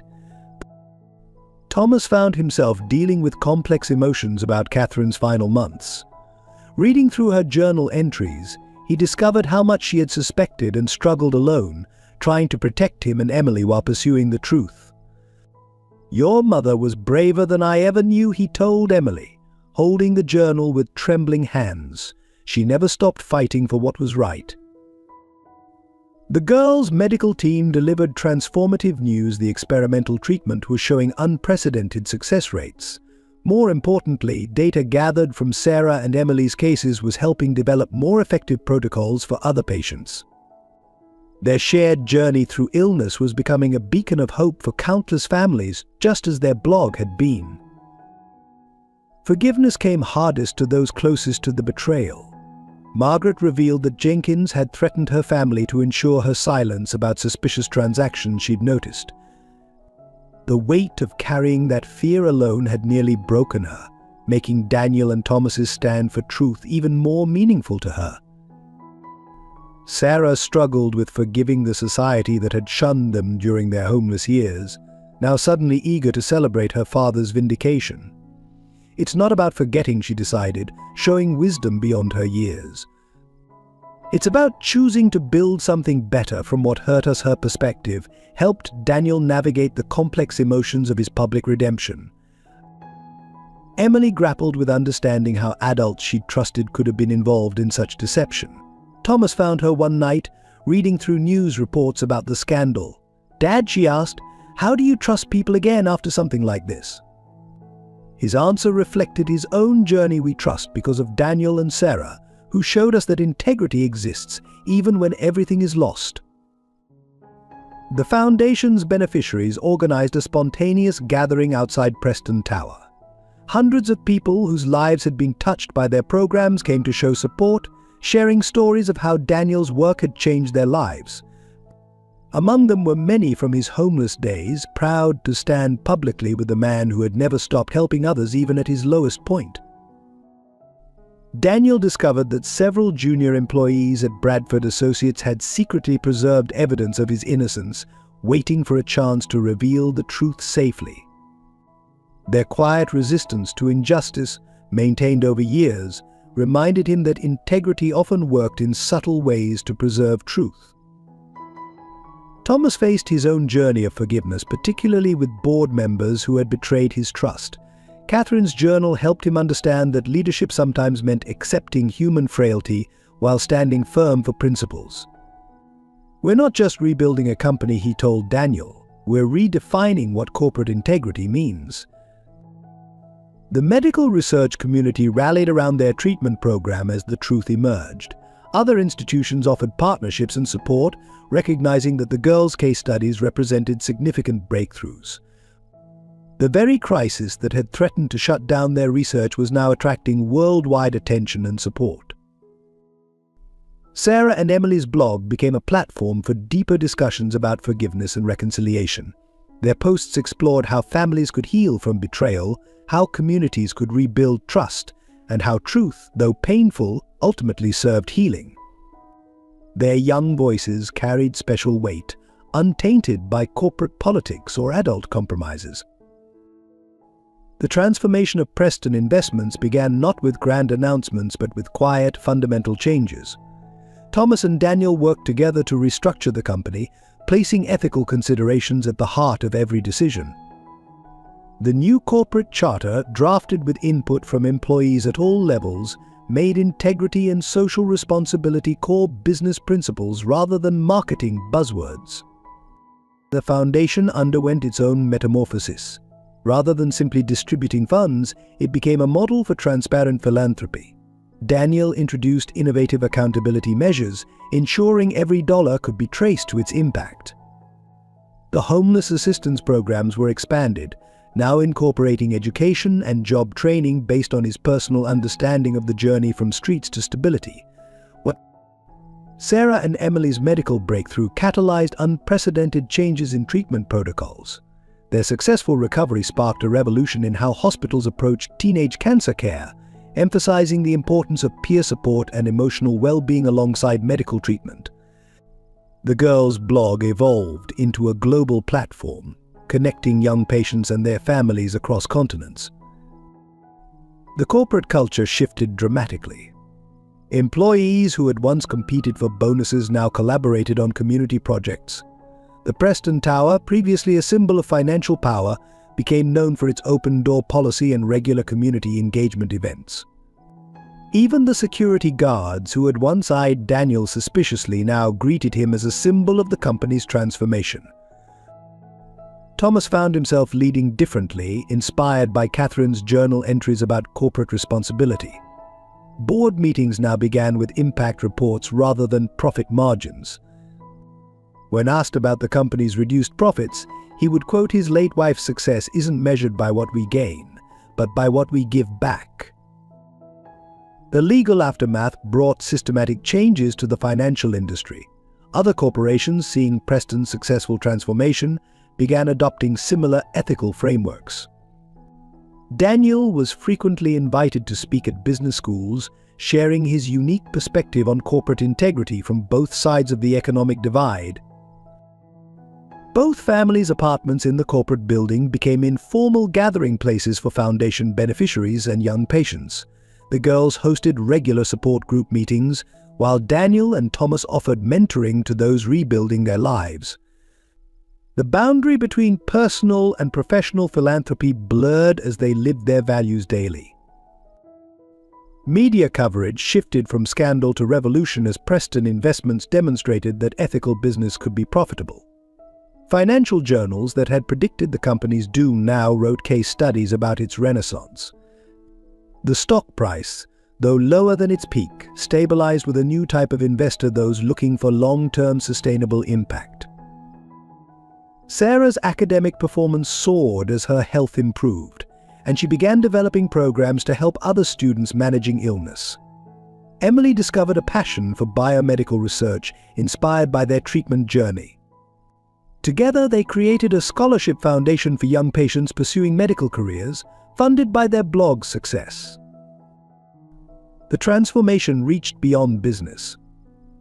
Other corporations began approaching Preston Investments for guidance on ethical reform. Daniel found himself advising CEOs who had once shunned him, while Thomas became a leading voice for corporate social responsibility. Their partnership, forged in crisis, became a model for business leadership. Preston Tower's lobby underwent symbolic changes. The imposing security barriers were replaced with a community information center. The wall of past CEOs was joined by a display highlighting foundation success stories. Even the corporate art collection was sold, replaced with works created by beneficiaries of their programs. The annual shareholder meeting became a celebration of impact rather than just profits. Beneficiaries shared stories alongside financial reports. The girls presented their latest treatment research findings, while former homeless individuals spoke about their journeys to stability. The event, once restricted to investors, was now streamed globally as a model of corporate transparency. 1 year after the crisis, Preston Investments hosted a different kind of annual meeting. The grand ballroom, usually reserved for shareholder events, was filled with an unusual mix of people. Corporate executives sat alongside former homeless individuals, medical researchers mingled with foundation beneficiaries, and at the center of it all, two families who had redefined success. Daniel, now co-CEO alongside Thomas, addressed the gathering with the quiet confidence of a man who had found his true purpose. A year ago, we faced a choice between profit and principle. Today, we're proving that doing right and doing well aren't mutually exclusive. The company's new ethical investment model had attracted a different class of investors, ones who valued sustainable impact alongside financial returns. Sarah and Emily, both officially in remission, presented their groundbreaking research findings. Their treatment protocol, now named the Preston Williams Protocol, had been adopted by major hospitals worldwide. Their blog had evolved into a multimedia platform supporting young patients and their families, reaching millions globally. The foundation's transformation was evident in its results. Employment programs had helped hundreds transition from homelessness to stability. The medical research facility, now fully funded through ethical investments, was pioneering new treatments. Most significantly, the transparency measures Daniel had implemented became industry standards. Thomas, standing beside Catherine's portrait in the renovated lobby, watched the proceedings with quiet satisfaction. The company had emerged smaller but stronger, its value now measured in lives changed rather than just dollars earned. Emily squeezed his hand, both of them knowing Catherine would have been proud of their new definition of success. The Preston Williams Family Fund, jointly managed by both families, launched its first major initiative, a nationwide network of support centers combining medical care, education, and housing assistance. The centers embodied everything they had learned about holistic community support, with Sarah and Emily's patient advocacy program at its heart. Rachel's weathered copy of The Little Prince sat in a place of honor at the new foundation headquarters, its message about finding wells in deserts now the organization's unofficial motto. Daniel often found himself sharing its wisdom with new employees, explaining how truth and integrity could transform lives. The evening concluded with an unexpected announcement: Preston Investments would become the first major corporation to appoint former beneficiaries to its board of directors. Real change, Daniel explained, requires perspectives from all walks of life. The decision, though controversial in traditional business circles, reflected their commitment to authentic transformation. 2 years after the crisis, Preston Investments had become a case study in corporate evolution. The company's new headquarters, redesigned to reflect their values, featured an open-concept community space where business leaders and foundation beneficiaries could interact freely. The once imposing Preston Tower had transformed into a beacon of inclusive prosperity. Sarah and Emily, now high school seniors, had expanded their influence beyond patient advocacy. Their joint college applications focused on medical ethics and business innovation, planning to continue the legacy their fathers had built. Their blog had spawned a non-profit organization supporting young patients worldwide, with chapters in over 50 countries. But Thomas and Daniel's co-leadership model attracted international attention. Business schools studied how they balanced profit with purpose, while social organizations examined their approach to sustainable change. Their weekly public forums, where anyone could present ideas for community improvement, became legendary in corporate circles. The Preston-Williams Protocol's success led to a revolutionary partnership with major medical institutions. Research data showed that their integrated approach, combining cutting-edge treatment with peer support and family advocacy, significantly improved recovery rates. Healthcare providers worldwide began adopting their holistic model. The Foundation's future took shape around three core principles: transparency, community involvement, and sustainable impact. Every project required input from those it aimed to help, ensuring solutions addressed real needs rather than presumed ones. Former beneficiaries often returned as program leaders, creating a cycle of authentic understanding and support. Catherine and Rachel's legacies lived on in unexpected ways. The annual Catherine Preston Memorial Lecture Series brought leading voices in ethical business practices to share their insights. The Rachel Williams Education Initiative provided comprehensive support to families disrupted by medical crises, embodying her belief in education as a path to dignity. Both families continued living in their corporate apartments, maintaining the close-knit community they'd built. Sunday dinners remained sacred, now often including foundation beneficiaries and program participants. These gatherings embodied their belief that true wealth came from connecting lives and sharing stories. The future looked promising, but they remained grounded in their experiences. Daniel never forgot his homeless days, while Thomas kept Catherine's journal on his desk as a reminder of what truly mattered. Their shared vision extended beyond their lifetimes, building something that would continue growing and adapting to serve future generations. 5 years to the day after Daniel found the briefcase, both families gathered for a special dinner in his apartment. The same table where they'd once shared worried conversations about treatments now held a celebration feast. Sarah and Emily, home from their first year of college, had brought news of their foundation's latest expansion. Thomas surveyed the scene with quiet contentment. His daughter, once fragile from treatments, now radiated health and purpose. Emily and Sarah's patient support program had just received international recognition, their shared vision touching lives far beyond Boston. The girls' blog had evolved into a global movement, inspiring countless others to choose integrity over expedience. Daniel watched his daughter serve dessert, remembering nights in the shelter when he'd promised her things would get better. Sarah had grown into a young woman Rachel would have been proud of, strong, compassionate, and unwavering in her principles. The hardships they'd endured had shaped, but not defined, her character. The apartment's walls told their story: photos of hospital celebrations, foundation openings, and family gatherings mixed with framed articles about their corporate transformation. Rachel's copy of The Little Prince held a place of honor beside Catherine's journal, both books now family treasures that had guided their journey. As they shared memories over coffee, a notification pinged on the girls' laptops. Their foundation had just helped its 10,000th family. The number represented not just statistics, but real lives transformed, real hope restored. It was, they realized, exactly what Catherine and Rachel would have wanted their legacy to be. The evening ended with an impromptu gathering on the apartment's balcony. The city lights sparkled below, so different from the view Daniel had known during his homeless days.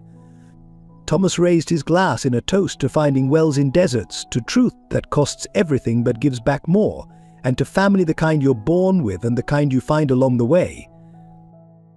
Sarah and Emily hugged their fathers, the four of them standing together under the stars.